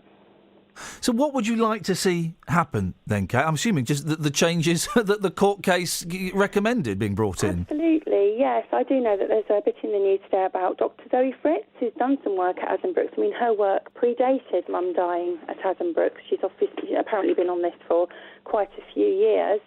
But what I understand is that Dr Fritz has carried out this work because she was concerned about a DNA CPR, meaning no treatment. Now, I think that still happens in the medical profession, that there's confusion amongst doctors that DNA CPR does mean no treatment. There's a tweet on the BBC Cambridgeshire website today saying that there is evidence that it has, her work, which has been implemented at Addenbrooke's, has helped in these discussions. Well, I'm all for that if we go into hospital and we discuss how we'd like things to go if we deteriorate, I'm all for that. But there is talk of this being rolled out nationally, and I believe without the proper checks and balances, this is a backward move. I have asked questions of Addenbrooke's, and I want to understand how this is working in practice with them, because, as I say, it was presented at court and it was accepted by the court that, this is a good thing. I looked at the leaflet in court and I thought, yes, actually, this would be a good thing in practice. But in practice, if it's not working, then something else has to be done. Kate, listen, I'm really sorry. I have to move on. I'm sorry for your loss, and well done you and your family for all of the hard work. And let's keep our fingers crossed that it eventually gets through, because it's very important what you're trying to achieve. Thank you. That's all that we hope. Thank you, Kate. Take care. Thank you. Bye-bye. There we go. Kate Masters there, talking about her mum and the situation. Right. BBC Three Counties Radio, 03459 455 555 is the telephone number. Let's get some travel. Travel news for beds, cards and bugs. BBC Three Counties Radio.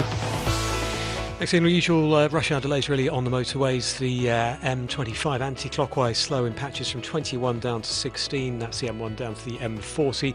M1 delays includes 11 to 9, Dunstable to Redbourne, and the A1M's very heavy southbound at Junction 7, Stevenage. It's slow on the M40 south towards Junction 4. That's High Wycombe, of course. Just spotted delays on the A41 from Kings Langley towards the M25 this morning, and really busy into London on the A1 through Boreham Wood. Onto the trains, fine through the three counties, but tubes into London, minor delays on the Metropolitan line, Rayners Lane to Uxbridge, or Uxbridge to Rayners Lane rather, and Victoria Line, that's suffering severe delays this morning. James Worley, BBC Three Counties Radio. Across beds, hearts and bugs. This is BBC Three Counties Radio.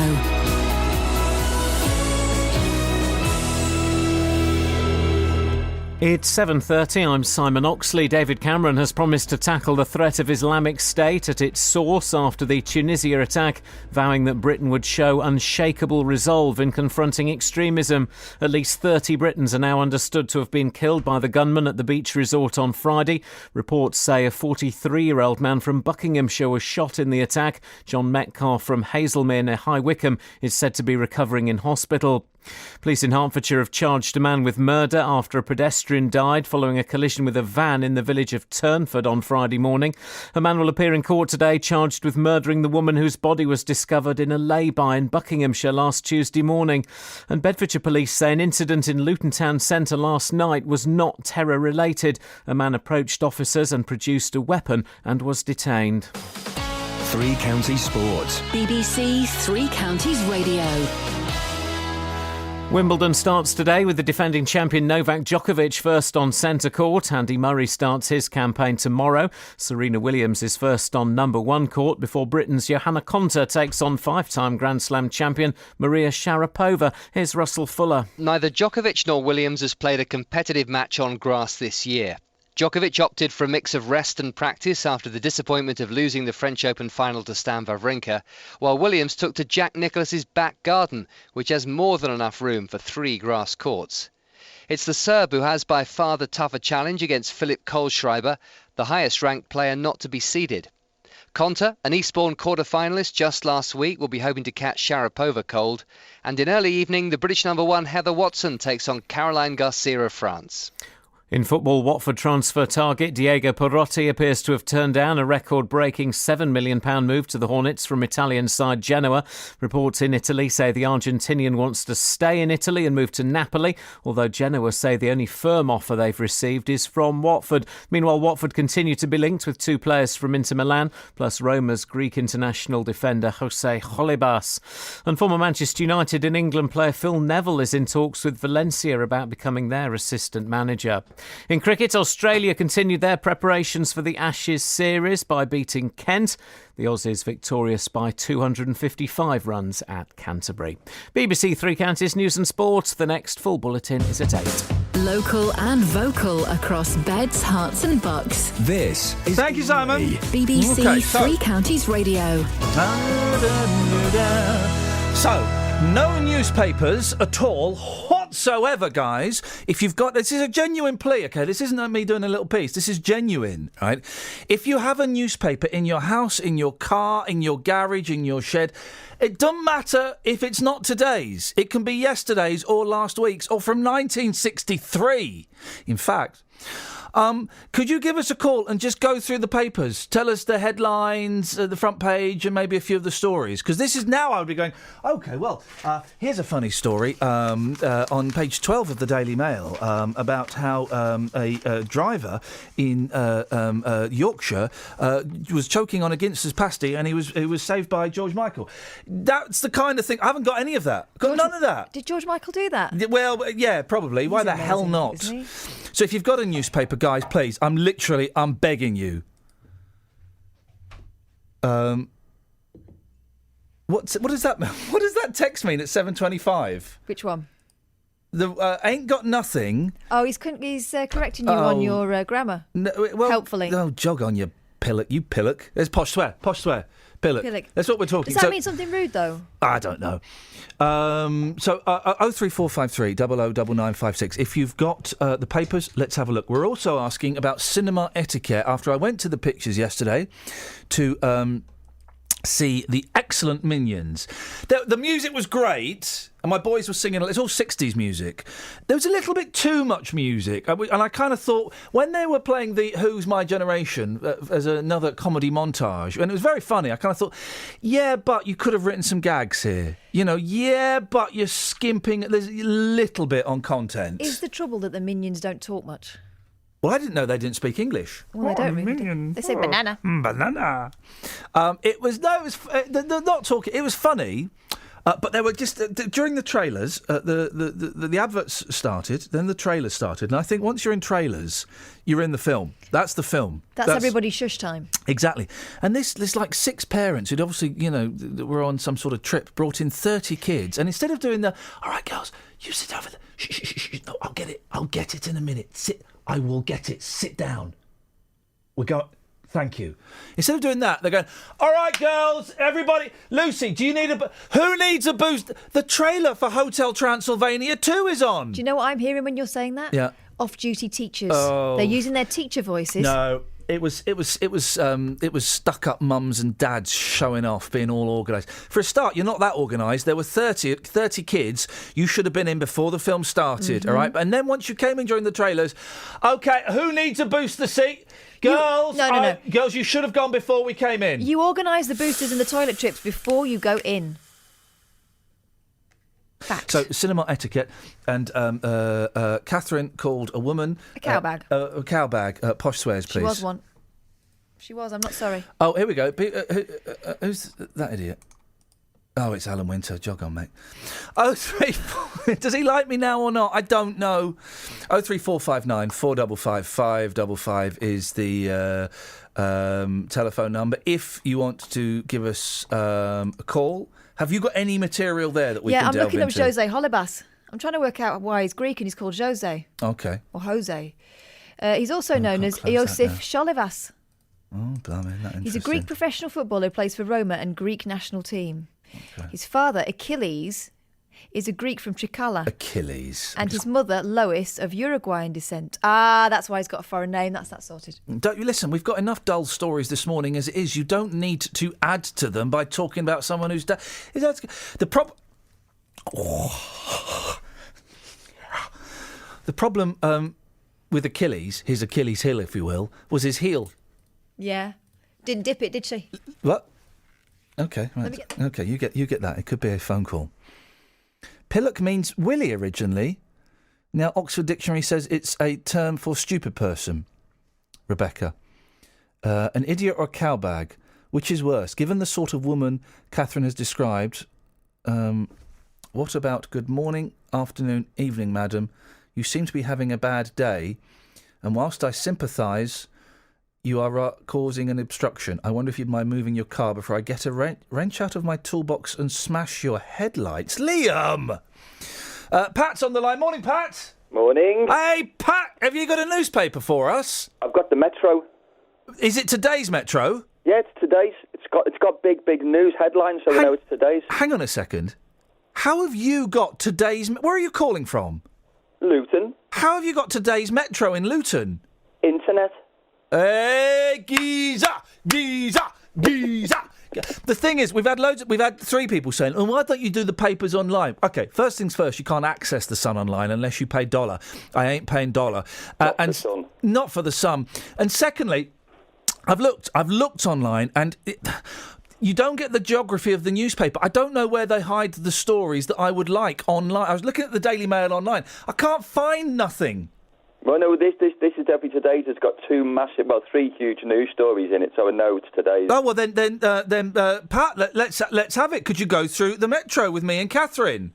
Certainly. There's a lady called Elsa Harris, and she was fined £100 for eating a banana at the wheel. Here we go! Elsa! This is what we're talking. £100 for eating a banana at the wheel. The wheel of what? A car, by the looks of it. Well, that would explain it. It turns out you're not allowed to eat food whilst driving. Don't tell my dad that in the 1970s. He was rolling up fags when he was driving. No, the thing is, she had half-peeled the banana before she set off to work, but took the chance to open the banana skin further whilst her car was stationary. Oh. So did she get fined for eating a banana or peeling back a skin? It does... Hold on a second, page 2. No, it doesn't say. I think it was because she had no hands on the wheel. Yeah. Right. Even when she That's was... a two-handed job. Well, or you can do what monkeys do. What, put your face in it first? No. You turn it upside down and then you squeeze and it pops out. Only in cartoons. No, it does it. You can do that with a banana. No. Honestly, get a banana and I'll show you. You've got to have a firm one. Get a firm one in your hand, squeeze it at the base and it pops out at the top. Wow. Honestly, have you ever done that? I've forgotten your name. Pat, sorry. No, I haven't. However, I might give that a go this afternoon. Definitely, it's on my to-do list. Give us another story. By the way, this is the way forward. You're excellent at this. Give us another story, Pat. Oh, hang on a second. Delve in deep. The Metro, one of the best newspapers in the country. You can now pay for your clothes with your Barclay card stuck on your wristband. Sorry, what? This sounds awesome. Your wristband. Barclaycard has unveiled a range of contactless tap-and-pay devices that can be worn. Oh, I thought you meant like you had an elastic band and you just shoved your switch on it. So you were... That's what I thought you meant. Oh, wow, this is brilliant.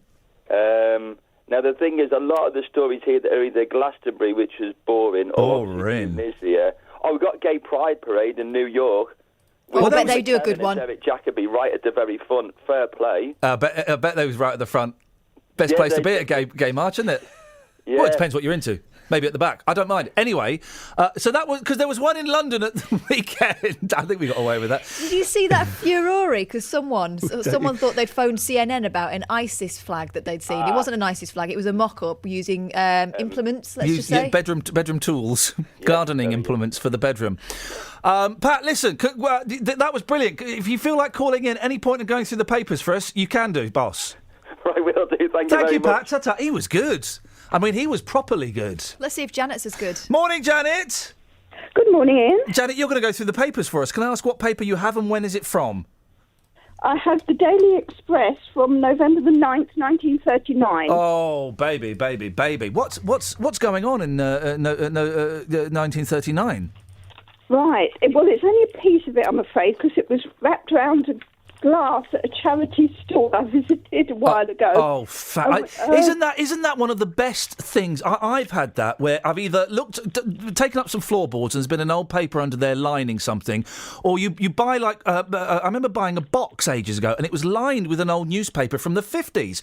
Well, the box, Janet, was pushed to one side and I spent the afternoon reading the paper. It's wonderful, isn't it? They're far more interesting. Aren't they? What? I have the theatre page. Oh, great. Go on. I've got from £6 a week to 1,000 in 4 years. Yes. The week the war broke out, Carroll Levis sailed home to Canada. His reasons were twofold. He wanted to join up in the Canadian, not the British forces. Yeah. Being a lad of 29, he thought his time wouldn't be long. And he thought the war had, locked low with a hatchet the flourishing tree of his career over here. 1 second, Janet. What was that? You see. Janet, what was that phrase about the hatchet? Locked low. Locked low with a hatchet? Yes. Oh, I'm having that. Tree of his I'm having that. Oh, I've been locked low with a hatchet this morning. I feel terrible. What a great turn of phrase. Are there, Janet, I know you only have a small piece. Are there any adverts or anything like that on your scrap of paper? I have an advert for Lifebuoy soap. I'm in. Go on. Right, it's strenuous days like these. There's nothing more refreshing and invigorating than that regular bath with the Lifebuoy toilet soap. And there's a man with a moustache toweling his face. He presumably washed the rest of himself. And sorry, is the first line on days like these? Yes. Is that a reference to the war? Days. Are they saying that during the war it's nice to have a bath? That'll cheer you up. Possibly, yes. There's some small ads for sale. Empty sandbags, filled sandbags, £5 per 100. That sounds like a bargain, doesn't it? A lot of money back Kate then. and Lyle sugar bags and new regulation sandbags, hot cash. Oh, God. And that's the Edgware Road, they want those. Oh, I wonder if they've still got those. Oh, they're looking for luminous paint, selling best quality, 1 ounce jar, 2 and 6. Oh, wow. That's not bad, is it? 2 and 6 for some luminous paint. No. Hey. Preserve your sandbags by spraying with Covex liquid bitumen before rot sets in. That's Now, bitumen, that's a then. handy tip. You must remember that one. Thank you, Janet. It's cheap and effective, and it comes in different colours, black, green, red or brown. Oh, Janet, weren't the night... obviously, apart from, the war, weren't they a more carefree time? Well, yes, it seemed like it was a laugh a minute, didn't it, back then? Janet, listen, call again. I love that. If you find any more newspapers, do give us a call back, won't you? Well, I have the sketch for the previous year, a piece of that. Oh, go on, let's have a bit from the sketch from 1938. Right. 39, actually. Oh, 39, okay. Right, hang on. Oh, no, hang on. I've got the names wrong. It's the year up. Oh, she's been making it up the whole time. Janet! No, naughty. This is the year after. Right. This is the year. We have a picture of Mr. Chamberlain smiling. Yeah, he would be, wouldn't he? And Cheryl's Land on Seaside Hotel. Oh. During heavy gunfire at sea, a shell struck the Tower Hotel Goulet in East Lothian on Monday. Oh, flipping it lodged on a windowsill, bringing down a lot of masonries. No injuries were reported. Other shells went over the town and landed near a golf course. Yeah, near a golf course. You can't get us, Hitler. You can bomb as many of our golf courses as you want, Hitler, but you cannot beat the East Lothian spirit. Janet, I've got to move on. That was absolutely wonderful. We'll have Janet again. Give us more from that tomorrow if you can. Wonderful. 03459 455 555. Let's get the travel. Travel news for beds, cards and bugs. BBC Three Counties Radio. And the M1's queuing southbound 15 to 14 on the sensors, really slowed down towards Milton Keynes, and delays also 12 to 9 now, Flitwick towards the Redbourne turn-off. As for the M40, slow towards London between 5 and 4, Stoke and Church to High Wycombe. Busy out of London on the A40 up towards the M25. Into London, the A40 is very heavy in patches, as normal for a Monday morning, I would say, east of Ickenham all the way down towards Gypsy Corner in Acton.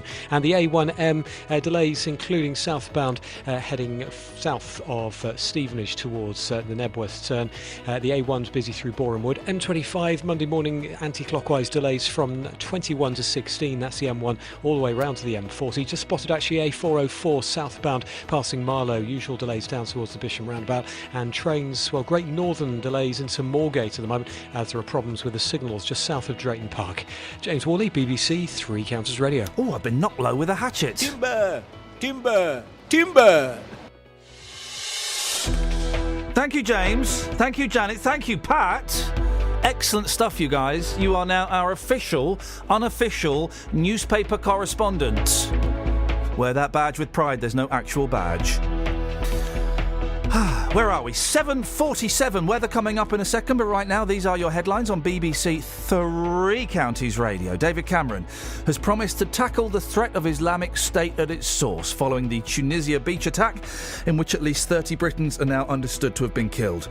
Police in Hertfordshire have charged a man with murder after a pedestrian died following a collision with a van in the village of Turnford on Friday morning. And Bedfordshire Police say an incident in Luton Town Centre last night was not terror-related. A man approached officers and produced a weapon and was detained. Let's get the weather. Here's Kate. Beds, Herts and Bucks weather. BBC Three Counties Radio. Good morning. It's going to be a beautiful day and a very warm week indeed, becoming quite uncomfortable by midweek. Now, for today, plenty of sunshine this morning, but we're already seeing a little bit of cloud working its way in towards parts, perhaps, of Bedfordshire and Buckinghamshire. It's coming from the west, some high cloud, and turning the sunshine a little hazy really throughout much of the day. But the temperature's set to rise. It's going to be quite a warm day. We're looking at a maximum of 25 Celsius. Sunsets at 21, 25. It's a dry evening, some sunshine before the sun sets this evening, but then overnight dry and clear. Temperatures dropping down to 11 in the countryside, but by the end of the night things are likely to feel a little more humid, so around 14 or 15 by dawn tomorrow morning. Sunrise is at 04:46. It's looking like a very warm day tomorrow. Some warm air pushing its way up from France, dry air, so barely any cloud, lots of blue sky, lots of sunshine. Temperatures up to 29 Celsius, and that's your forecast. Enjoy life. Great text coming up, guys, from someone who's, they've not put their name. Every weekday from 3. Local stories. People in Watford are being urged to celebrate their local heroes by creating a postcard in their honour. In other local news, rugby fans are being warned to watch out for fake World Cup tickets. Roberto Peroni. Now, a metal detectorist has discovered an archaeological find in a field near Royston in Hertfordshire. Taxi drivers in Luton are demanding to be allowed to drive in bus lanes at all times. There is to be a new station at the Leighton Buzzard Narrow Gauge Railway. Roberto Peroni. Weekdays from 3 on BBC Three Counties Radio. Yes, the Bare Naked Ladies have tweeted me. They're going to come on the show soon. Oh, I like them. They're coming on the show soon. I've interviewed them twice, and once, it was when Stephen Page was in them, and once as they left, I overheard them, it was Stephen Page and the drummer, and I heard them saying, why do we have to come all the way to England to get the two best interviews we'd ever done? First one was Danny Baker, second one was mine. Then the next time I interviewed them, they enjoyed it so much, they said, are you coming to any of the gigs? I said, we'll come and see you in Cambridge. And they said, oh, OK. Any songs you fancy us doing? I said, what? Any songs? And they're one of those bands that throw a song at them and they'll be able to busk it, and they'll. I said, "What, any of your songs?" He said, "Yeah." "What, any of them?" I said, "Yeah." He said, "Yeah." I said, "All right then. All right, Popcorn." They went, "What? You want us to play Popcorn?" I said, "Yeah. Can you? You said any song. Can you please play your song, Popcorn, for me?" And they went, "Oh, it's a bit tricky, but all right, we'll have a little go."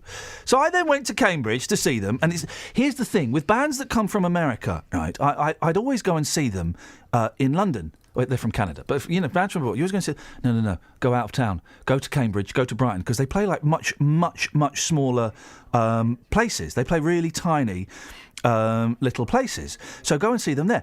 So anyway, we're watching the show, and they said, well, just to say, we had a really great interview recently with a guy called Iain. Iain, are you here? Anyway, he asked us for a song, and well, this is it. And then they played this. Mama put the popcorn kernels in the pot. She turned up the heat, now the pot is getting hot. So they played this for me in front of people. And then those popcorn kernels start to pop, pop, pop, pop, pop, pop, pop, pop, pop.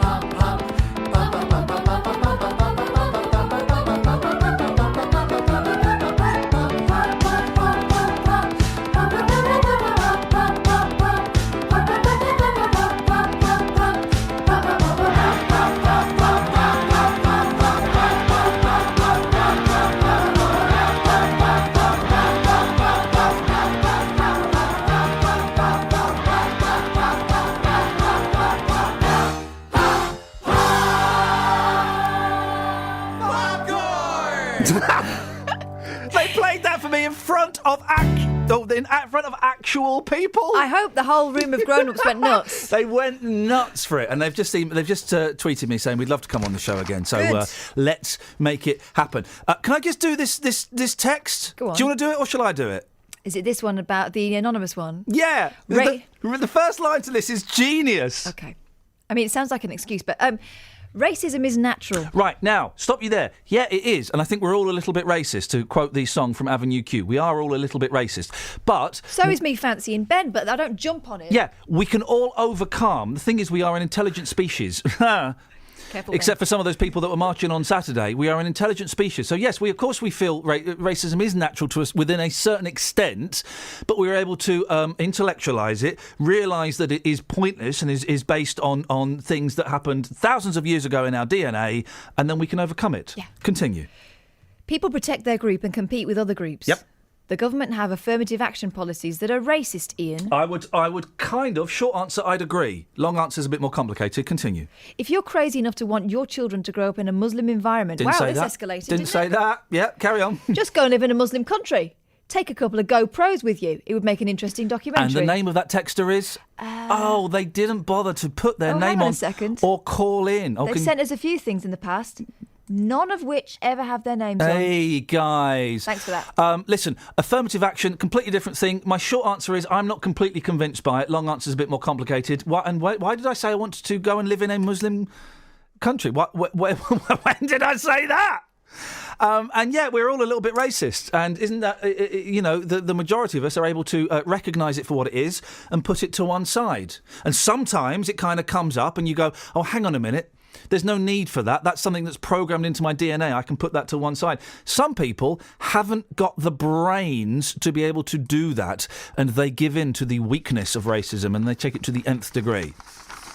I don't like people who are massively racist. I don't like people that do marches in towns where there's a big Muslim community and they're basically saying, get the Muslims out.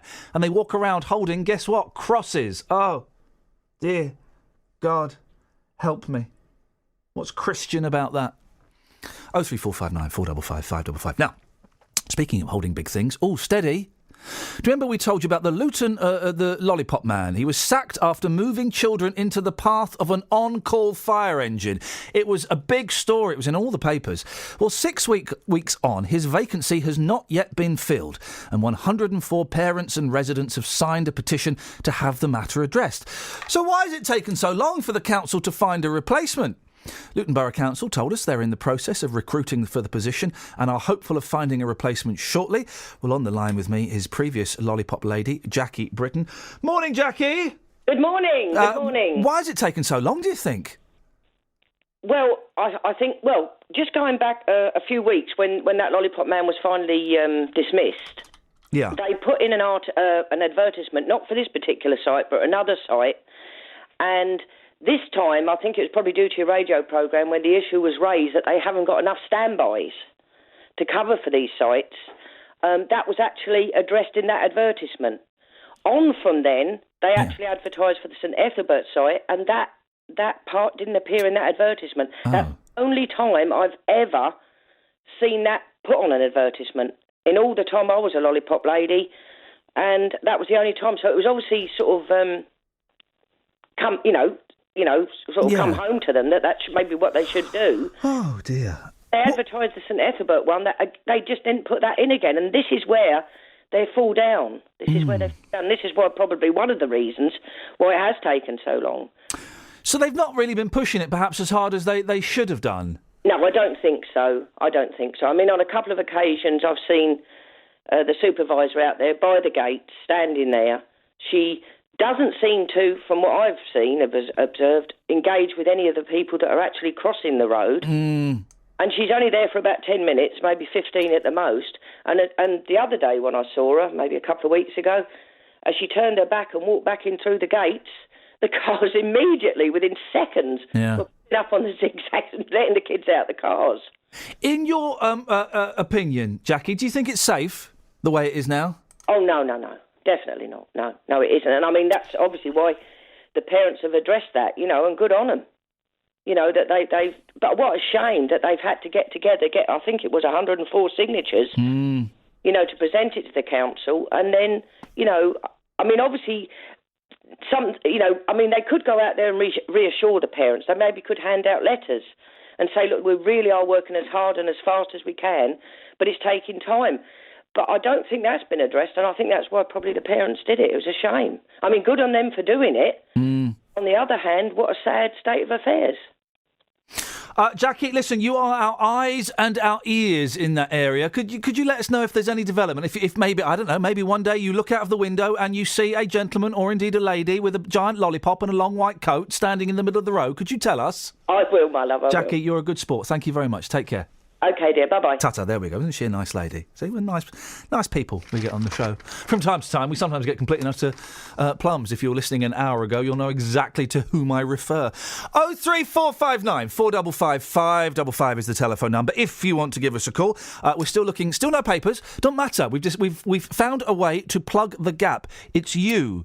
If you've got a paper, it can be from anywhere. Local papers from other regions, by the way. One of my favourite things, I'm about to start going all over the country doing this tour, and one of my favourite things is when you're sat waiting somewhere and there's a local paper from that region and you pick it up and it's the same stories everywhere. It is about lollipop men. It is about a war hero that has got no limbs but has managed to walk 100 miles and raise money for muscular dystrophy. All of these, it is a school that's got to the third round of a local competition to promote, I don't know, the environment or something. Or someone with a glum face pointing at something. A lot of glum faces at Glumface if you're interested in more of those on Twitter. And it's just a joy. So if you've got any newspapers, then do give us a call, please.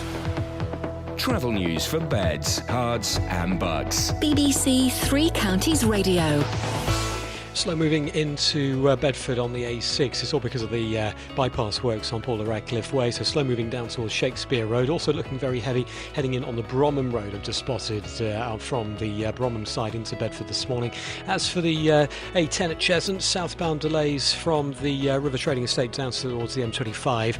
And on the A1M, delay southbound at Junction 8 and also just after Junction 3 on the sensors. Anti-clockwise M25 really heavy, 21 round towards 16. Great Northern half-hour delays into Moorgate this morning because of signalling problems. James Worley, BBC Three Counties Radio. Thank you very much, James. If you've got newspapers, then give us a call. Posh swearing. And what gets your goat in the cinema, please? 03 459 455 555. Local and vocal across beds, hearts and bucks. This is BBC Three Counties Radio.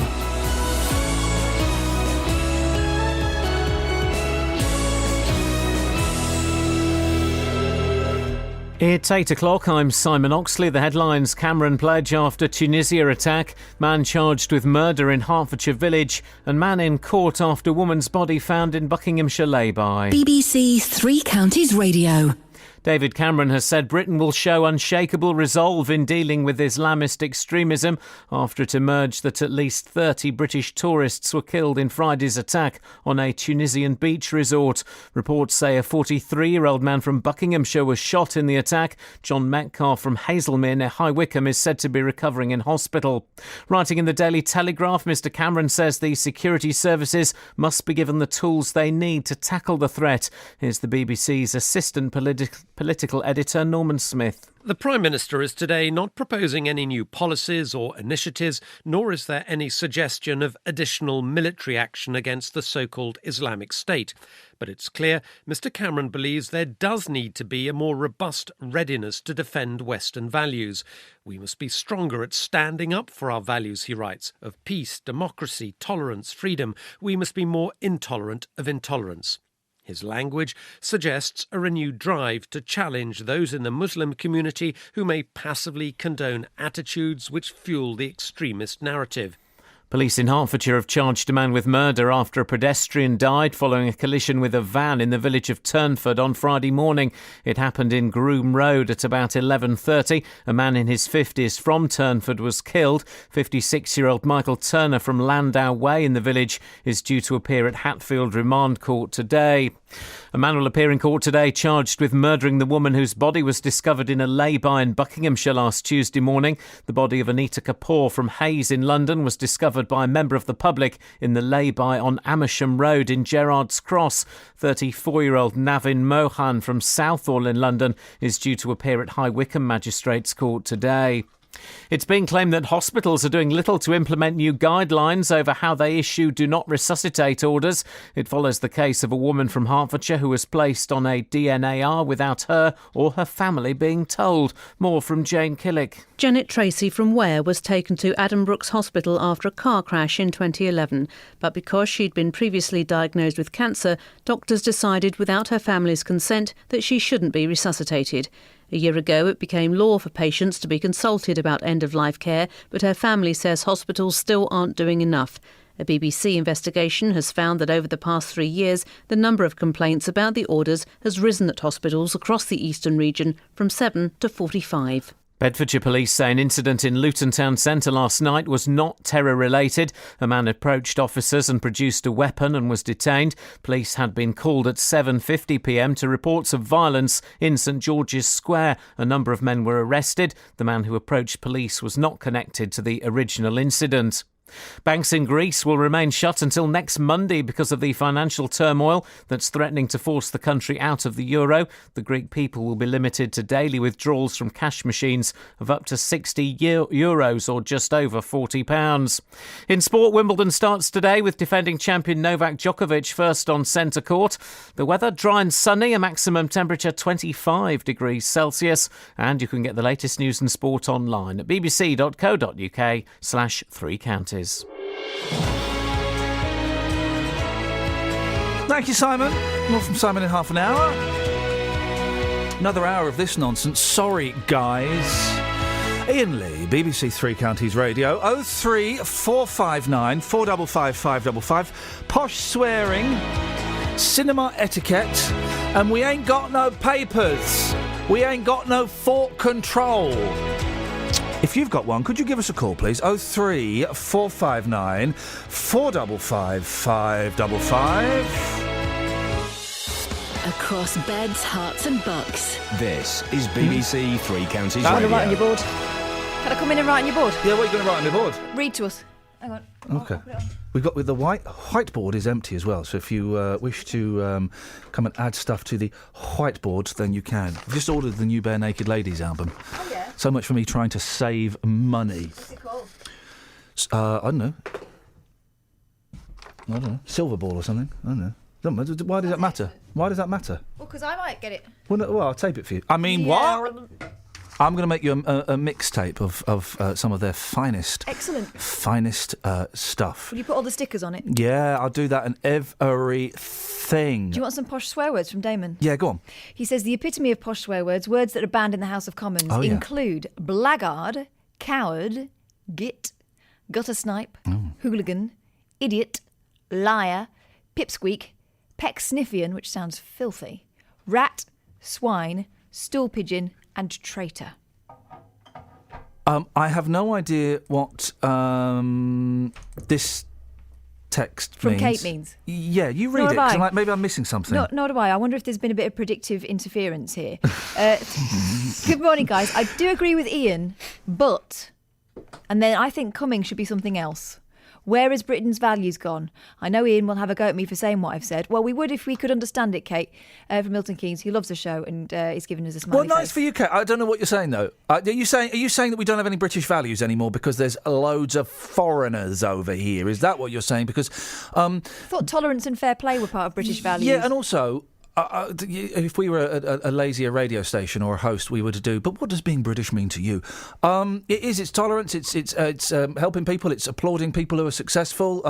It's knocking them when they go down as well. I don't know. Thing is, the colour of your next door neighbour, or the religion of the person who lives in 2 streets away, or the food that the people eat, it doesn't impact what happens inside my house and inside my head and inside my loving relationship with my children and my friends. Doesn't have any impact on just the people that live next door to us are of a slightly darker skin than we are.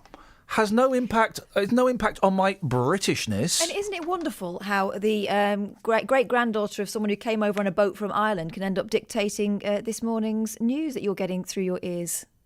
Phil says, Iain, I really don't understand why you keep referring to those who oppose Islam as racist when Islam is a faith. I would ring so you can explain, but I have to start work. If you can respond on air, I can listen again later. Flip it. All right, Phil. We're leaving messages for people now, are we? There is a difference between racism and Islamophobia. I would suggest that those idiots that were marching on Saturday were Islamophobes and racists. Because some of the conversations we had, Yeah. I mean, the conversation we had with Steve was about sending all the foreigners back. So maybe the subtlety has Yeah. not really fallen on everyone's ears that was marching that day. There is a difference between Islamophobia and racism, correct. Some people can be both. Some people can be one or the other, although generally, mass generalisation, Phil, the majority of people I have spoken to who are Islamophobes, thank you, Shags, are also racist as well. But yes, I acknowledge they are 2 separate things. Thanks for clearing that up. 81333, start your text 3CR. Right, onwards and upwards. Hospitals still haven't brought in a change to the law on resuscitation a year after a Hertfordshire woman's landmark court case. Janet Tracy from Ware was involved in a car accident in 2011, but because she'd had cancer, doctors decided she shouldn't be resuscitated. Well, neither Janet nor her family was told, something her family challenged successfully in court. The right to know is now enshrined in law, but the number of complaints that this is not happening are on the increase. Well, Dr. Gordon Caldwell is a consultant at Worthing Hospital and a campaigner for better end-of-life care. Morning, Gordon.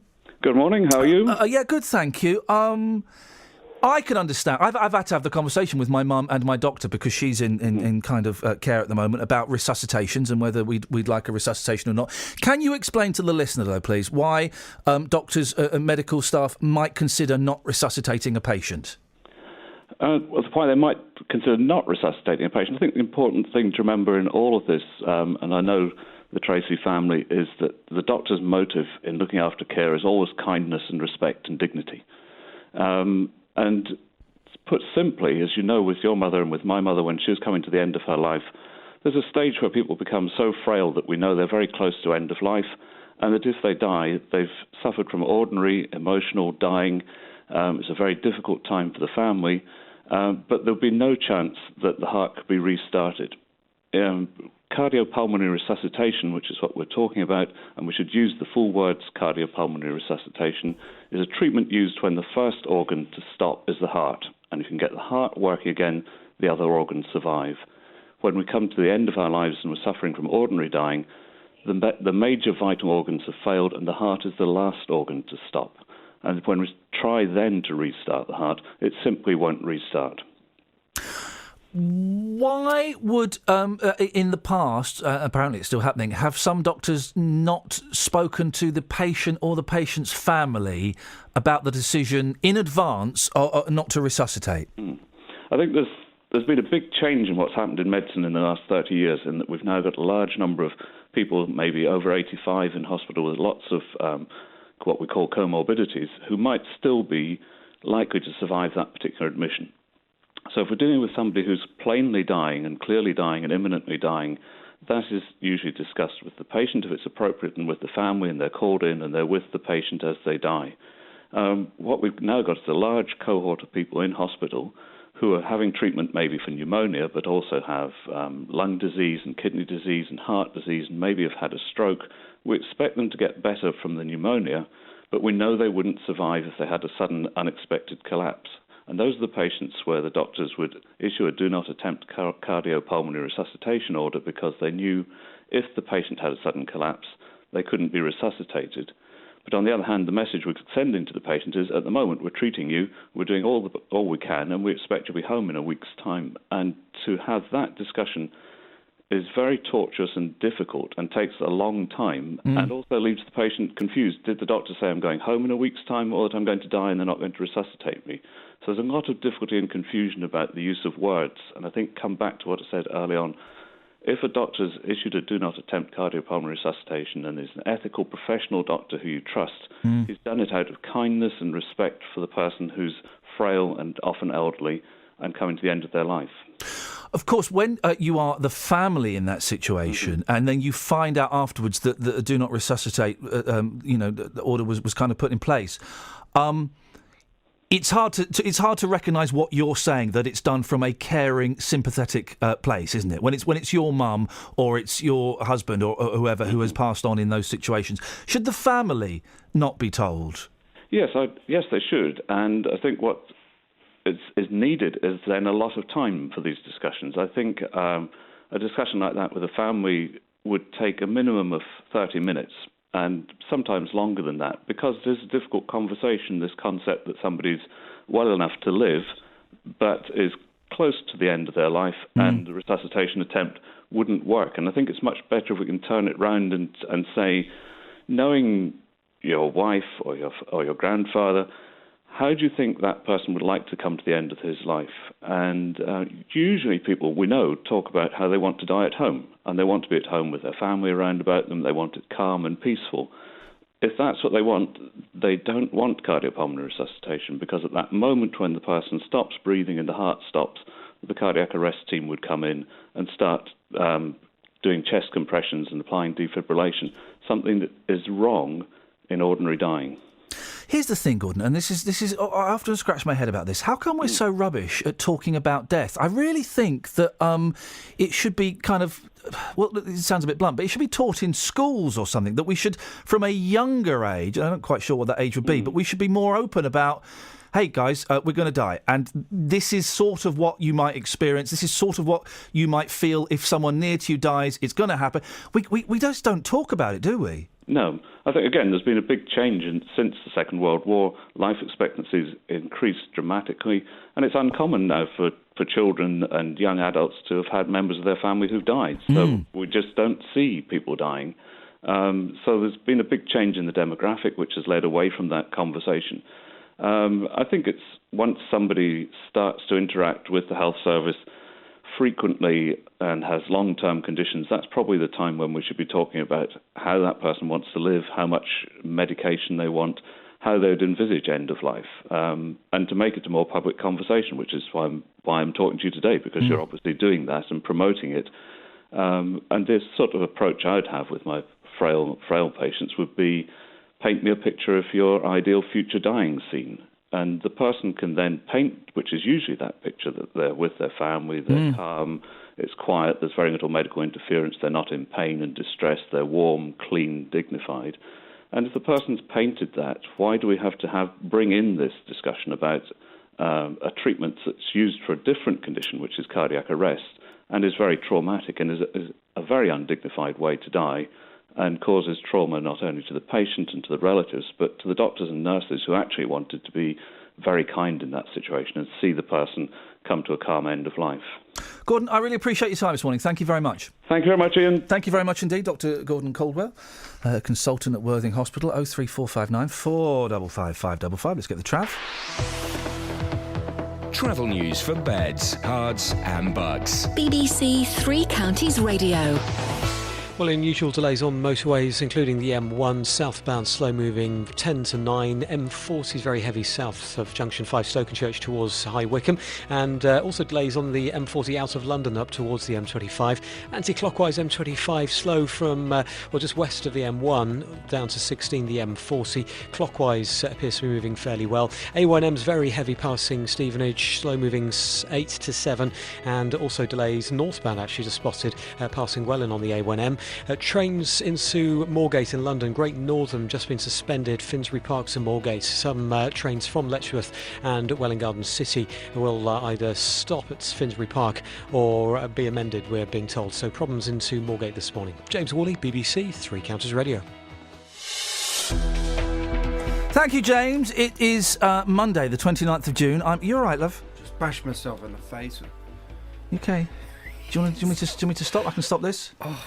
What happened? I'm okay. What did you? What? I whacked myself in the nose with my headphones. Why? Very hard. Why did you do that? Well, I wasn't trying to do it. I was trying to untangle them. How did you do it? Well, I don't know. I was just trying to untangle them, and it whacked into my face. How long have you been in this business? And how long have you been turning up drunk enough to whack yourself in the face with headphones? Can I continue? Please do. Thank you. David Cameron has promised to tackle the threat of Islamic State at its source following the Tunisia beach attack in which at least 30 Britons are now understood to have been killed. Police in Hertfordshire have charged a man with murder after a pedestrian died following a collision with a van in the village of Turnford on Friday morning. And Bedfordshire police say an incident in Luton town centre last night was not terror-related. A man approached officers and produced a weapon and was detained. Well, now hang on a second. Travel. Oh, flipping it. How did... Oh, flipping. No crossfade. How did that happen? There should have been a trail there. Is that my fault? Yeah. Yeah, why not? Why not? Okay. We'll take that one. Okay, sorry. I'll consider your apology and I'll let you know in an email later on if I accept it or not. Okay. Thank you. Wagwan? Sorry? Wagwan? Wappen? What? What's going on? What happened? Oh. When? It's just like it's just like saying, you right? Oh yes. Good weekend? Yes, very nice, thank you. You? Yeah, I'm fine. Are you high? No, I just speak English.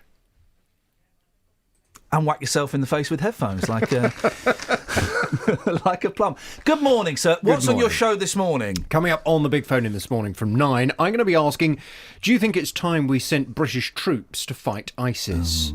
After more than 30 British people were massacred on a beach in Tunisia, David Cameron has warned the whole of Europe is at risk of attack from lone wolf extremists. Writing in The Telegraph, he calls for a hardline approach towards tackling extremist Islam and for British people to stand up for peace, democracy, tolerance and freedom. Well, since May, former head of the British Army, General Sir Richard Dannett, has argued we need boots on the ground if we're going to fight ISIS successfully. And in today's Daily Express, Colonel Richard Kemp, former commander of UK forces in Afghanistan, has said it's time elite troops were sent into Syria, Libya and Iraq to fight what he calls jihadist thugs. Well, from 9 this morning, I want your reaction to this. Do you think it's time we sent British troops to fight ISIS? For too long now, we have fought from the sidelines, and we need to actually get British troops in there with these people on the ground. Or would that be a massive mistake? Would it not make things any safer here whatsoever? From 9 this morning, I'd love your call with your reaction on 03459 455 555. This is Iain Lee on BBC Three Counties Radio. 03459 455 555 is the telephone number if you want to give us a call. Look out, everybody. Sit down, slow down. Just when we thought things were going all jolly and upbeat and fun and we were having laughs and a great time, well, it's time to let the air out of that balloon, guys. Put those party poppers down. Put those poppers down. It's Grumpy Jamie. Good morning. There goes the atmosphere. Good morning, GJ. How we doing?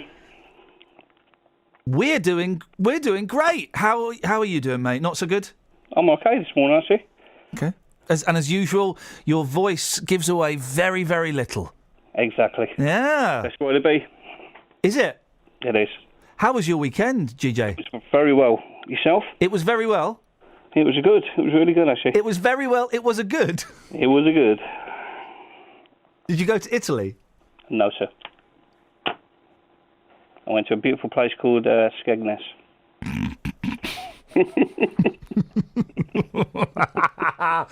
Oh, I'm sorry to hear that, mate. That's all right, pal. The wife, was it? No. You went of your own accord? I did, yeah. Okay. I mean, Jamaica. No, hang on. So what have you called in for, Grumpy? I've got something good out the paper for you, which I think's good anyway. Okay. It's called a... Is it jolly? It is. Is it going to make us chuckle? I hope so. Go on, then. Let's have a listen. This sounds good, doesn't It's a tap and pay wristband. Sorry?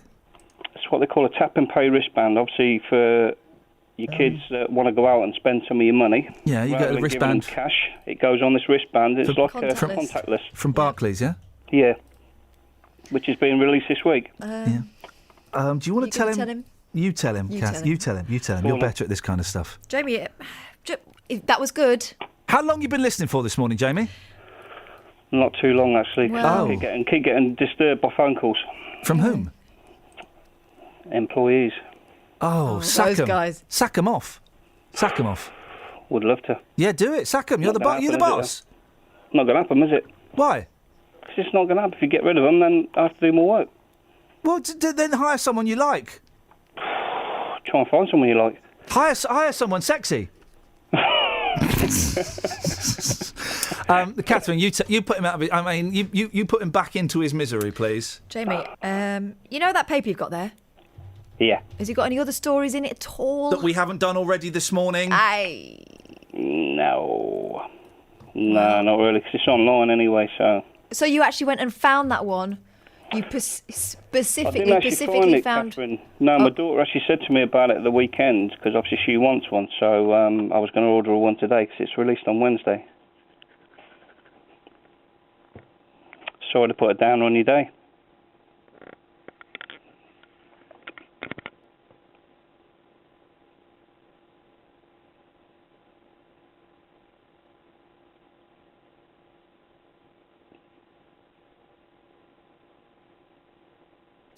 Thanks for calling.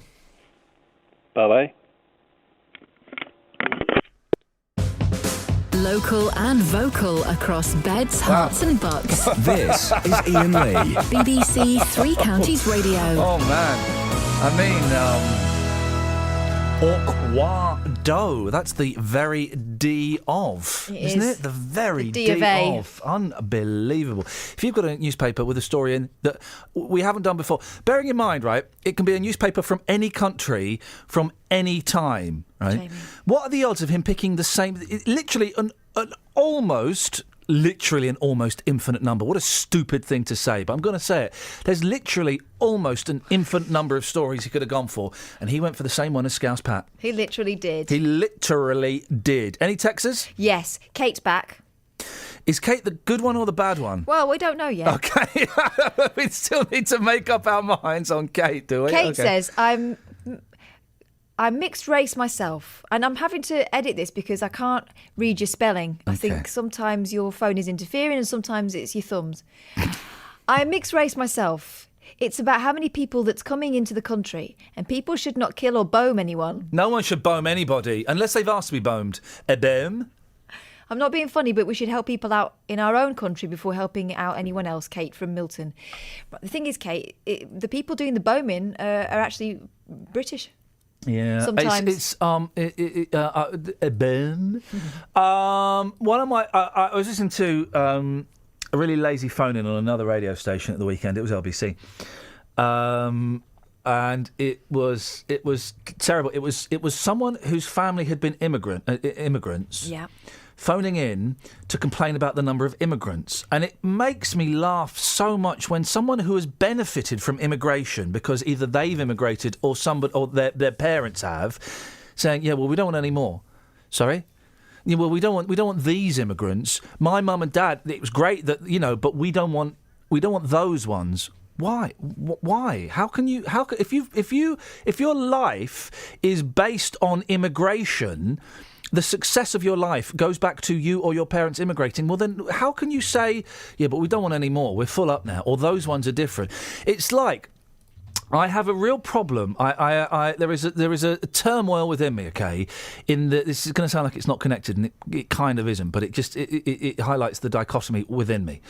I have a real problem with the government selling off council properties. Okay, yeah. I kind of think it's sort of wrong, but in 1984, my parents bought their council house. No, 1981, I think. My parents bought their council house, and we sold it 3 years later, and were able to.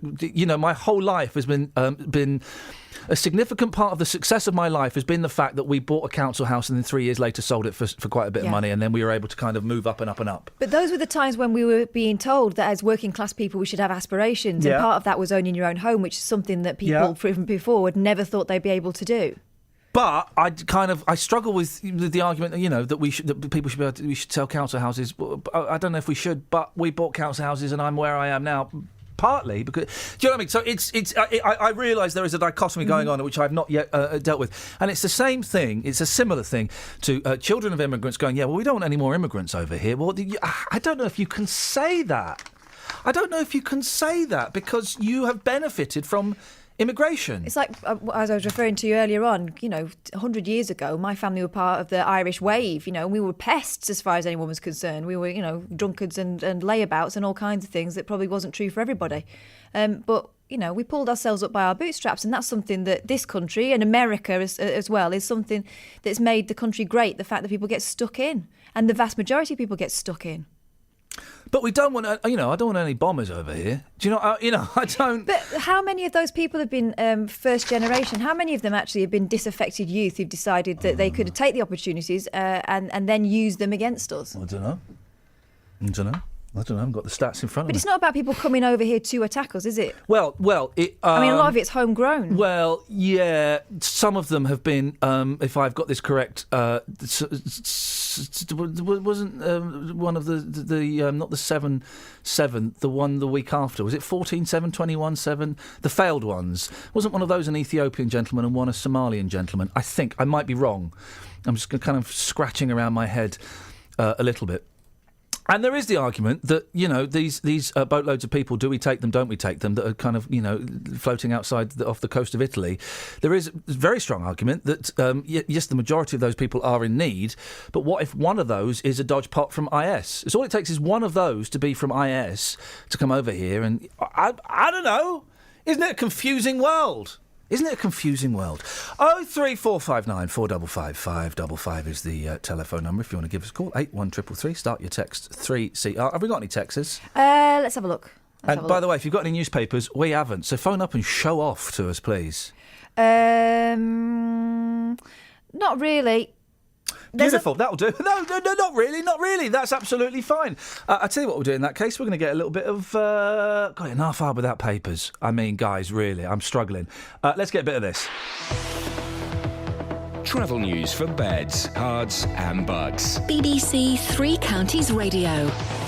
Actually, we'll start on the trains, actually. Great Northern are having to change their service from Moorgate or into Finsbury Park from Moorgate. There's no service at the moment because of a signalling problem, we're being told. As for the roads, usual congestion for Monday morning, anti-clockwise, slow moving on the M25 from 19 down towards 16. Clockwise, though, looking OK. M1 delays in patches, including southbound 10 to 9. A1M is very busy passing Stevenage on the southbound side. Northbound at Welland, also slow. And as for the M40, starting to ease off a little bit southbound. Out of London, though, really busy still.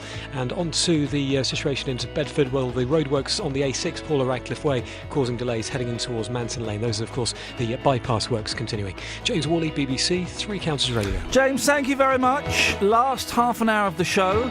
Posh swearing. What annoys you in the cinema? We'll have a little bit of Dealey as well before 9 o'clock. And also, if you've got a paper from any time, any place, anywhere, could you call up and read a story? Just not one about wristbands from Barclays. We've had that one a little bit too often.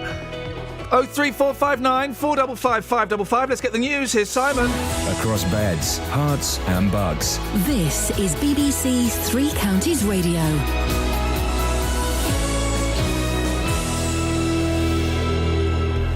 It's 8:30. The headlines. David Cameron has said Britain will show unshakable resolve in dealing with Islamic State after it emerged that at least 30 British tourists were killed in Friday's attack on a Tunisian beach resort. Reports say a 43-year-old man from Buckinghamshire was shot in the attack. John Metcalfe from Hazelmere near High Wycombe is said to be recovering in hospital. Writing in the Daily Telegraph, Mr Cameron says the security services must be given the tools they need to tackle the threat.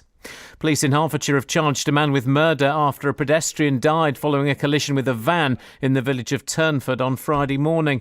A man will appear in court today charged with murdering the woman whose body was discovered in a lay-by in Buckinghamshire last Tuesday morning.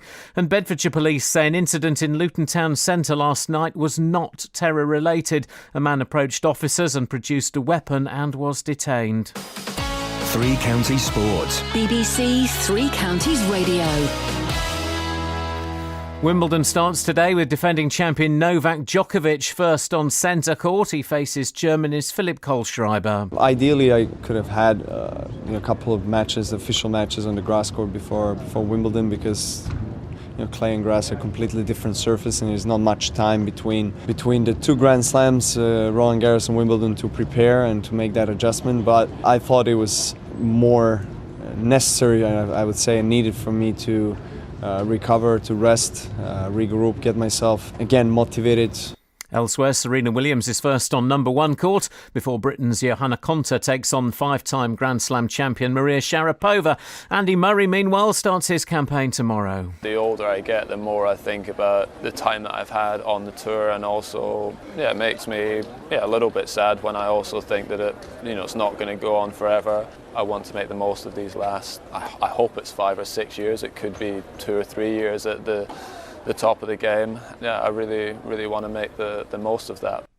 In football, Watford transfer target Diego Perotti appears to have turned down a record-breaking £7 million move to the Hornets from Italian side Genoa. Reports in Italy say the Argentinian wants to stay in Italy and move to Napoli, although Genoa say the only firm offer they have received is from Watford. Meanwhile, Watford continue to be linked with 2 players from Inter Milan, plus Roma's Greek international defender Jose Holebas. And Australia's cricketers continued their preparations for the Ashes series by beating Kent by 255 runs at Canterbury. BBC Three Counties News and Sport. The next full bulletin is at 9. Simon, you still there? I am. Oh, I'm here. You're literally in the same room as me. Literally Sorry. here. You're not in a booth anymore. You're in the studio with me. Wimbledon is boring, right? Even you'd admit that, and you love sport, don't you? You kiss sport all over its sporty body. Bits of it, yeah. I mean, I think you can. There's some. A bit of excitement with Andy Murray and get the decent game. He won it once. It's not the 70s. It's not Borg and Connors and McEnroe anymore. Do you get any more? Because Wimbledon to me always means 2 weeks of rubbish TV and my mum not talking to me when I was a kid, which now I kind of appreciate. But are there any naughty tennis players anymore? Because Jimmy Connors was a very naughty man. Bjorn Borg was a very sexy man. McEnroe, of course, the daddy of all ultimate of naughtiness. Are there any tennis players that kick off now? Not in that way, no. Flip it. No, afraid not. I bet sometimes they wear, they're supposed to wear all white, aren't they? About as naughty as they get now is a few bit of blue or a bit of red on the white shirt. But that's the extent of naughtiness, I think. And this Hawkeye guy, who is this? Got very good eyesight. He's the robot. He's the robot He's judge, the robot, isn't he? yeah. And you can't argue. This is the reason you can't argue, because of the Hawkeye judge, isn't it? The Hawkeye comes in and you go, all right, fair play, I was wrong. No chalk dust, the ball was in and all that. Simon, thank you very much indeed. Well, I'm sure we'll be talking about Wimbledon. Are you a fan of the Wimbledon, Catherine? No, boring. It is, isn't it? It is. And I don't want to be rude about, sport in front of Simon, because I know he's, sport, I love you, give me a big kiss, sport, cricket, ooh. Is he still in the same studio as me? Yeah, he's still there, there. isn't he? That's He's there. him there. He's there. In front of you. I'll wait for him to go. I'm sure sport is fun to Just play wait for for some him to go, people. 'cause this is awkward. I love sport. It's so good. I love really sport. enjoy I really it. want to just touch its bottom. So good. I'm here now, though. He's out there. Enjoy it very much I indeed. love sport. Oh, let me hold sport's hand. I I'm want going to to go go to in America and marry sport. It's so Hate sport. rubbish, honestly. What's Hate the point of... Mandy Moore, I've got another 3 years in me. Let's hope it's 1 year of you whinging, you miserable Scot so-and-so. Oh! Boring. You cowbag. Careful. Steady Don't on. throw that stuff around. Don't throw that stuff around. It's just... come on, Tim. Quiet, please. New balls. They're all on... New balls, please. How do they fit so many balls in their shorts? Big shorts. Isn't it? New balls, please. Quiet, please. Come on, Tim. Quiet, please.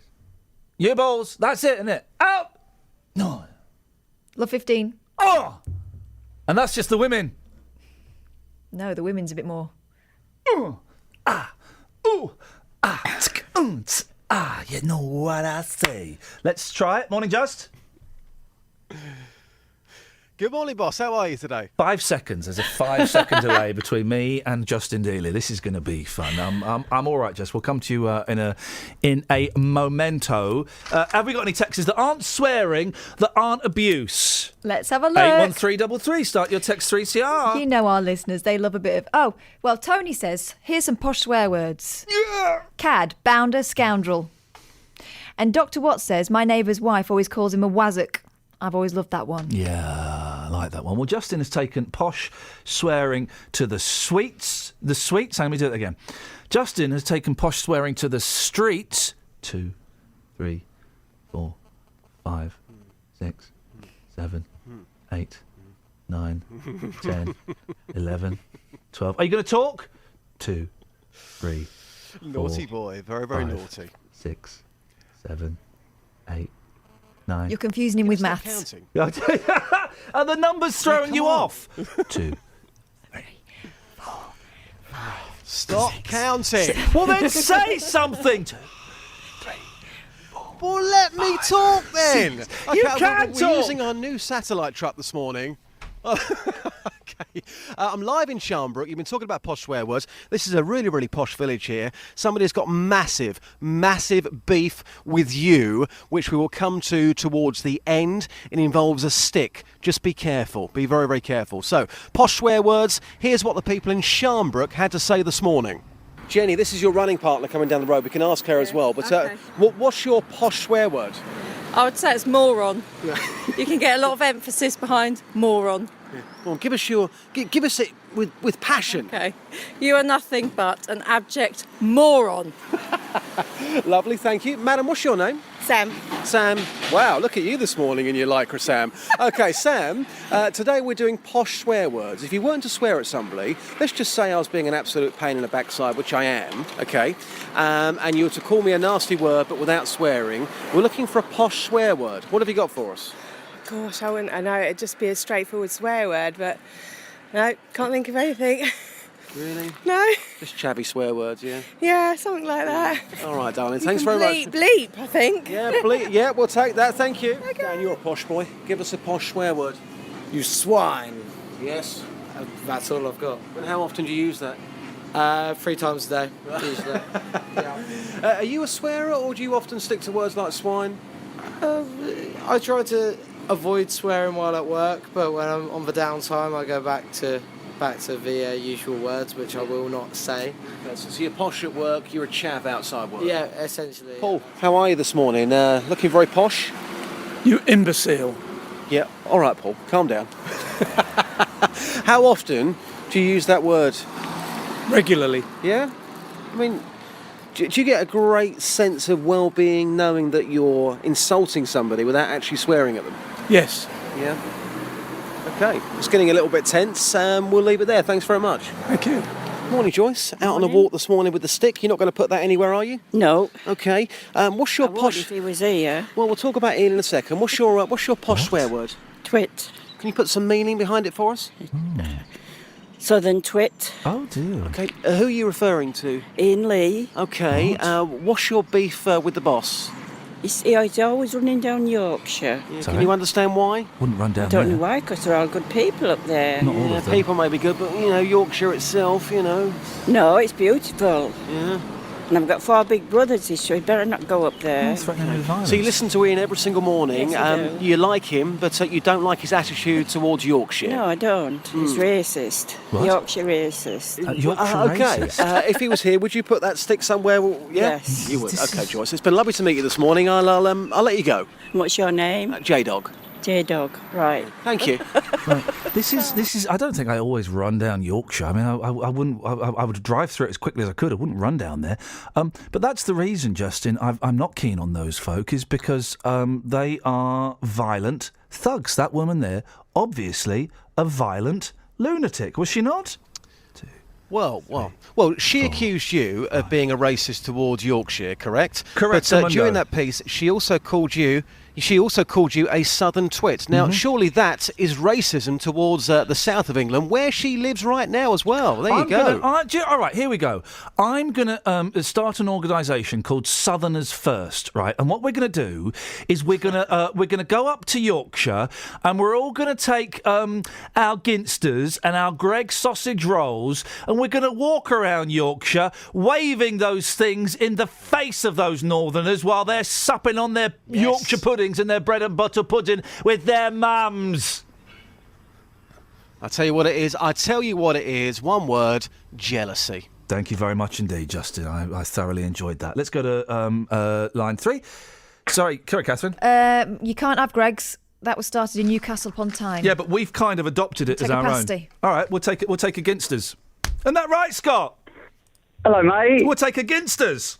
Yeah, love one, please. Are you coming with me to Yorkshire to be racist? Yes, please. Okay, brilliant. What time can you get to Yorkshire?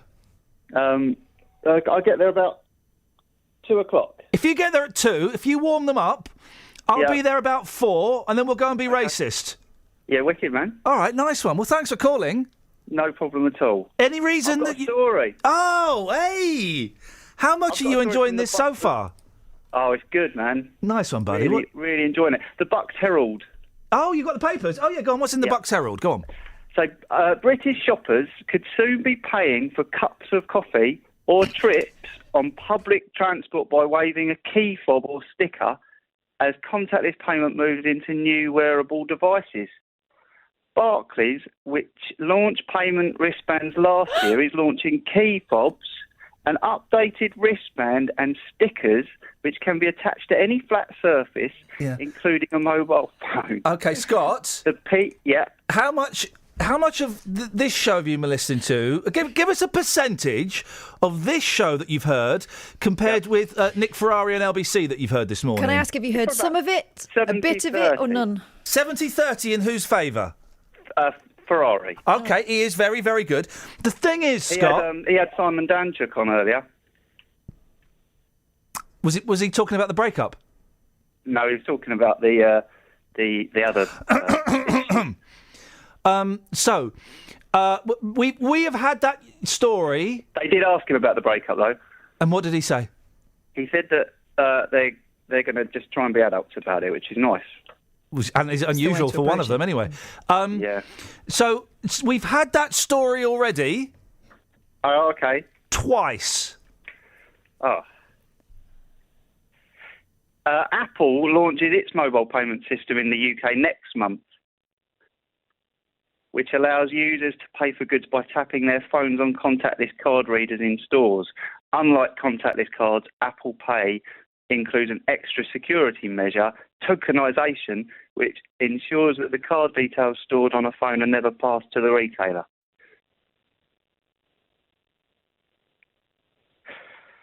So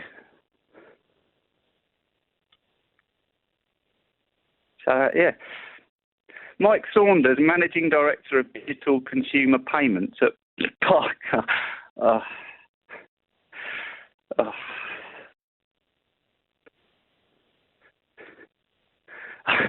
I've lost my thread now. Purchases of less than £20 can be made by waving a band across the merchant sales terminal. Transaction of £20 or more require the customer to enter their PIN. So it's just like a normal chip and PIN if it's over £20. But you probably don't have to get your card out of your wallet. So yeah. Okay, thanks a lot. Cheers, E. Cheers, Kath. Bye.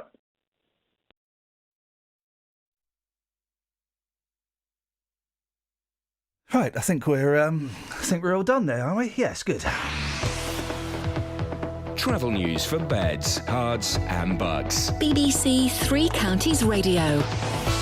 Great Northern seeing delays and disruption into London, into Moorgate this morning. It's because of signalling problems just south of Finsbury Park. Some trains from Letchworth and Welwyn Garden City to Moorgate will have to finish at Finsbury Park, or some will divert into King's Cross in London this morning.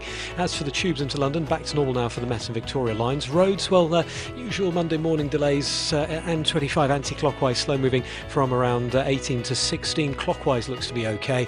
The M1 delays northbound of Milton Keynes, actually, just spotting on the speed sensors. Quite slow north up towards junction 14. Southbound is looking a little bit better now, passing Toddington services. And as for the M40, that's okay now at High Wycombe. The situation on the A6 in Bedford, very busy this morning towards the ongoing bypass works at Manton Lane. James Worley, BBC Three Counties Radio. James, thank you very much indeed.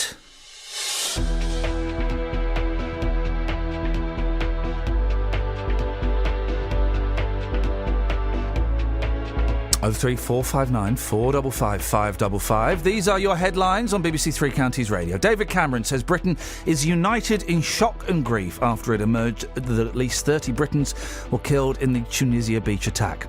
Police in Hertfordshire have charged a man with murder after a pedestrian died following a collision with a van in the village of Turnford on Friday morning.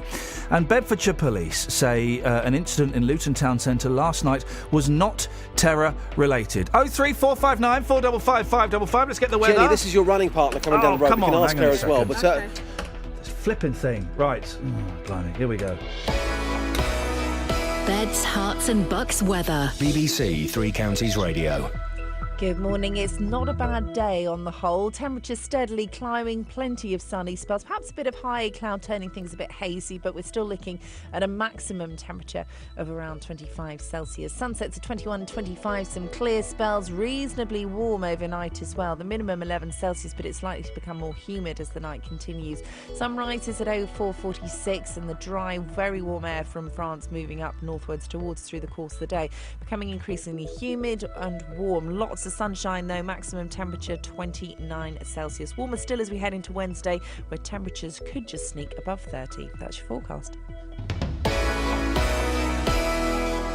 Every weekday morning. Coming up at 9 on the Big Phone In this morning. Is it a good idea to make jobless teenagers work for their benefits? How would you like this country to stand up to President Putin? Are you surprised to see British people being blatantly racist? The JVS Show. I think we've got to get over this issue about racism doesn't exist. It has existed. It will probably carry on existing. What I wanted to say is they've got this completely the wrong way around. You know, that is also true. That is also true. You will always get some, but they are such a minority. Oh, the man's a buffoon. Get him up, get him out of bed, give him a sense of purpose. The JVS Show. Do you think we have got to, as a country, start taking this issue more seriously? Every weekday morning on BBC Three Counties Radio. Let's go to Andrea. Andrea, there's no place really in America called Hollidaysburg, is there? Yes, there is. No, there's not. Yes, there is. My brother lives there. She's in America, and there's less delay with her than there is with Justin, who's 10 miles away. I'm going to Google it. Hang on one second, because I think you're lying to me. Hollidaysburg in America. No, fair play. You're right. There is. I apologise for that. That's bang out of order on my part. And let it be said, the BBC will never make a mistake like that again. What have you got for us, Andrea? Well, I have a newspaper article here from the Altoona Mirror, and it's from June 29th, 1920. Hey, that's my birthday, June 29th, 1920. Oh, really? Yeah, I'm, really old. I'm 95 years old. Quick maths, guys. What's the story, Andrea? It says here, the headline is 4 caught with barrel of liquor. Here we go. And this is American liquor, guys, not British liquor. This isn't what you're going to put on your pie and mash. This is booze. Hard booze. Exactly. It says, charged with illegally transporting liquor, 4 Altoona men were arrested in the mountains of Perry County near Millerstown today by state police and federal prohibition agents.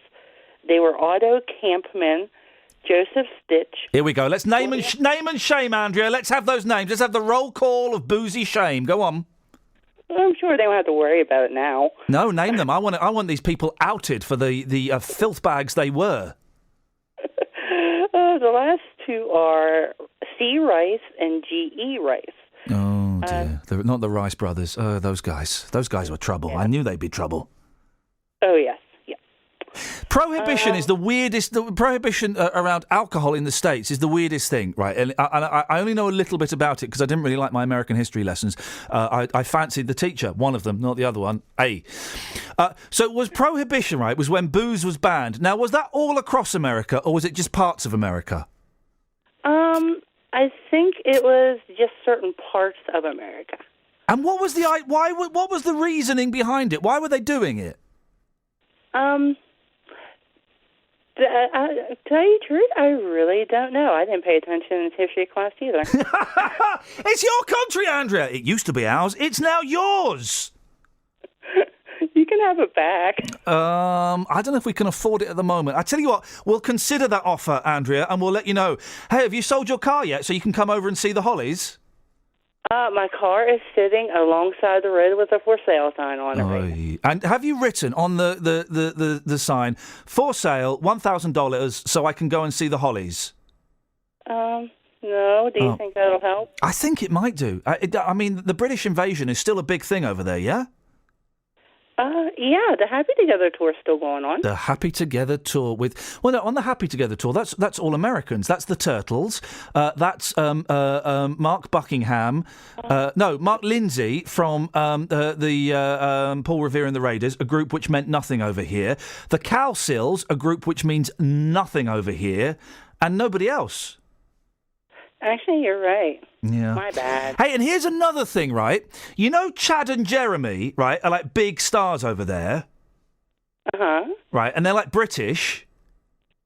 Oh. Yeah, well, Chad and Jeremy are British, right? Big stars over there. No one's ever heard of them. Let me take a straw poll. Catherine, ever heard of Chad and Jeremy?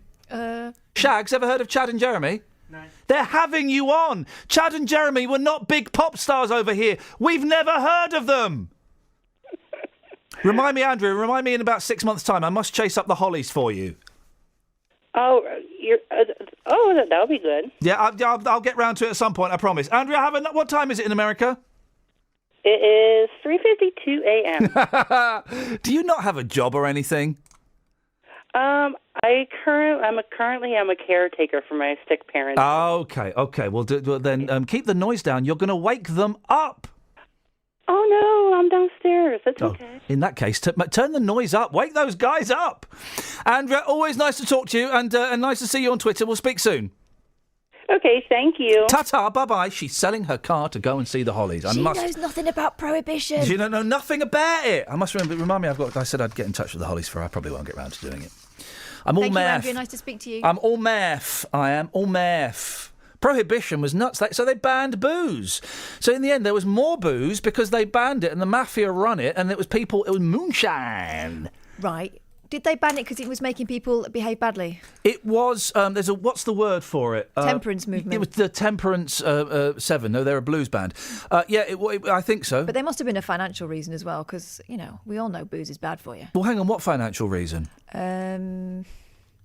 That it was making people spend money on naughty things that weren't going into the IRS. Prohibition. Prohibition in the United States. A nationwide constitutional ban on booze between 1920 to 1933. Flipping heck. 13 years of no boozing. Well, moonshine. 03459 455 555 is the telephone number. Ginsters is west, not south, Ian. Yeah, but everything's southern to those Yorkshire people. Can I join? Because I'm from Lancashire, so we hate each other anyway. I'm not being funny, mate. We're not having an I could be your interloper. poster child to show that you're not a racist. I'm not putting you on a poster. What? That would be outrageous. I do a pose. Have we got anything? Yes. Go on then. Let's be having you. Liam in Bletchley. Bletchley? This is typing. Bless you. What's wrong with tennis other than players that harp on about the difficulty in adjusting to the surface difference between Roland Garros and Wimbledon and how close they are together in the schedule? Bjorn Borg won both 3 years in a row, 1978, 1979, 1980. I don't get the thing about... He's right. They go, oh, yeah, I'm only good on clay. What? Sorry? Bounce is different. It's not, mate. That's rubbish. It bounces different. It's tennis. It's tennis, people. Let's just play it. That's all it is. We've also got some posh swearing. You swine. Yeah. Okay. Cheers, Billy says. I think it might be cheers, Billy, but again, type in, guys. My posh swear word is normally you pathetic little weasel or you stupid Weasel? cretin. Yeah, he spelt it W-E-S-I-L. Weasel. A weasel. Weasel. Or you stupid cretin from Cheers, Billy. And we've also got one from Math that I can't read. And we've got one from Janine in Houghton Regis. Are you doing Ujjayi breath? Yeah. From yoga. Yeah. You can't get posher than Princess Anne. Naff off. Naff off. Naff off. Naff off. What if the Queen has ever told anybody to F off? Do you think? I bet she's very sweary. I bet she's a bit. Posh people are very sweary, aren't they? She's got a few gins in her, and she's. Oh, the Queen Mother. Oh, the Queen Mother was a potty mouth. I'm sure she was. Docker. Is it true the Queen Mother had wooden teeth? No, they were just old teeth. Really? They looked wooden. They tasted wooden. Oh. No, I think she's just from the days before Simon Cowell told everyone that it was okay to wear Mr. Ed's teeth and have them bleached white. Hang on, I need to think how we're going to fill the last 3 minutes. Let me just think. Hang on a second.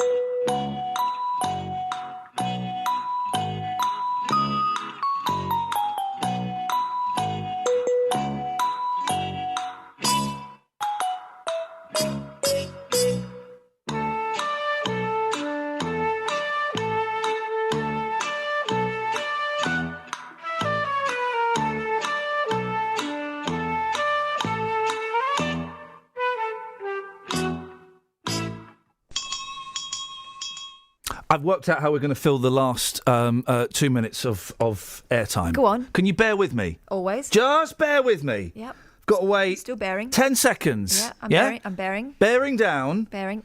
Why do I get targeted with adverts for Tampax? I mean, what in my browsing history? It's the Yeah. I've got nothing else. You might as well have a bit of Darlamendi rub. Up for a bit of chewy mooey, Ben. Do you like a chewy mooey? Yes, he Thanks loves very it.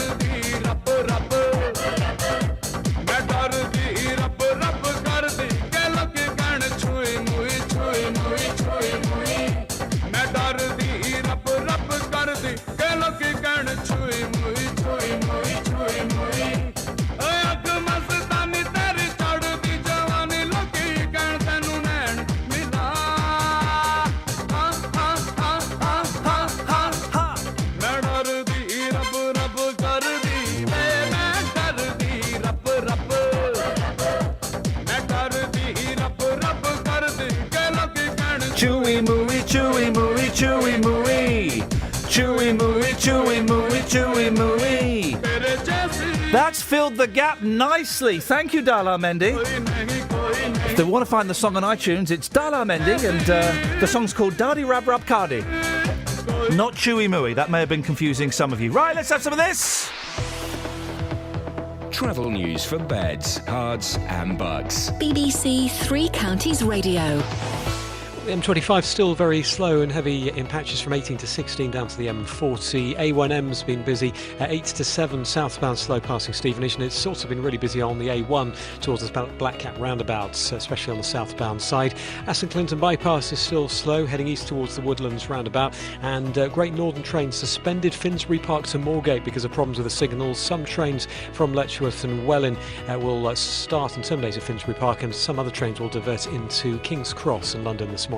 James Worley, BBC Three Counties Radio. James, thank you very much. Janet says balderdash. I'm assuming she's playing posh swearing and not commenting on Dala Mendy. I mean, I just don't know. It's so hard to tell these days, guys, isn't it? Thank you, everybody who called with your newspapers. Muchos apreciados. Thank you, Shags. Thank you, Catherine. Oh, and for those of you who've been looking for the podcast, I don't know where it is.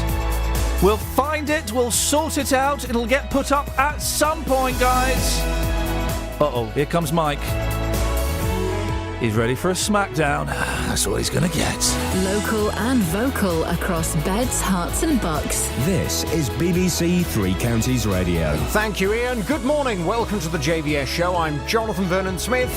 It's Monday, it's 9 o'clock, and on today's Big Phone In, do you think it's time we sent British troops to fight ISIS? After more than 30 British people were massacred on a beach in Tunisia, David Cameron has told the BBC this morning militants in Syria and Iraq are plotting terrible attacks in Britain. Writing in The Telegraph, he calls for a hardline approach towards tackling extremist Islam and for British people to stand up for peace, democracy, tolerance and freedom. Well, since May, the former head of the British Army, General Sir Richard Dannett, has argued we need boots on the ground to fight ISIS. And in today's Express, Colonel Richard Kemp, former commander of UK forces in Afghanistan, has said it's time elite troops were sent into Syria, Libya and Iraq to fight what he calls jihadist thugs. Well, this morning I want to hear your reaction to this. Do you think it's time we sent British troops to fight ISIS? Yes or no? Here's my telephone number for your call. It's 03459 455 555. This is the JVS show on BBC Three Counties Radio. So I'll take your call in just a second, but first let's get the latest BBC News. It's 9:01. Here's Simon Oxley.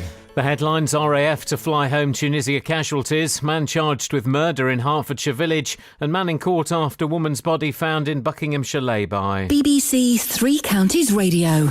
David Cameron says Britain is united in shock and grief after it emerged at least 30 Britons are now known to have been killed on a beach in Tunisia in Friday's attack by a gunman linked to the Islamic State group. Formal identification of the victims has been delayed because many of them were not carrying ID. The Prime Minister says the RAF will be used to bring back casualties. This is an absolutely horrific attack, and I know it shocked the whole of the country, it shocked the whole of the world, and what we must do in the short term is respond as well as we can, helping to bring back the wounded, and today we'll be sending out a RAF C-17 to help with that evacuation of casualties, and also work as fast as we can to inform the families about the terrible news. And I know it has taken time.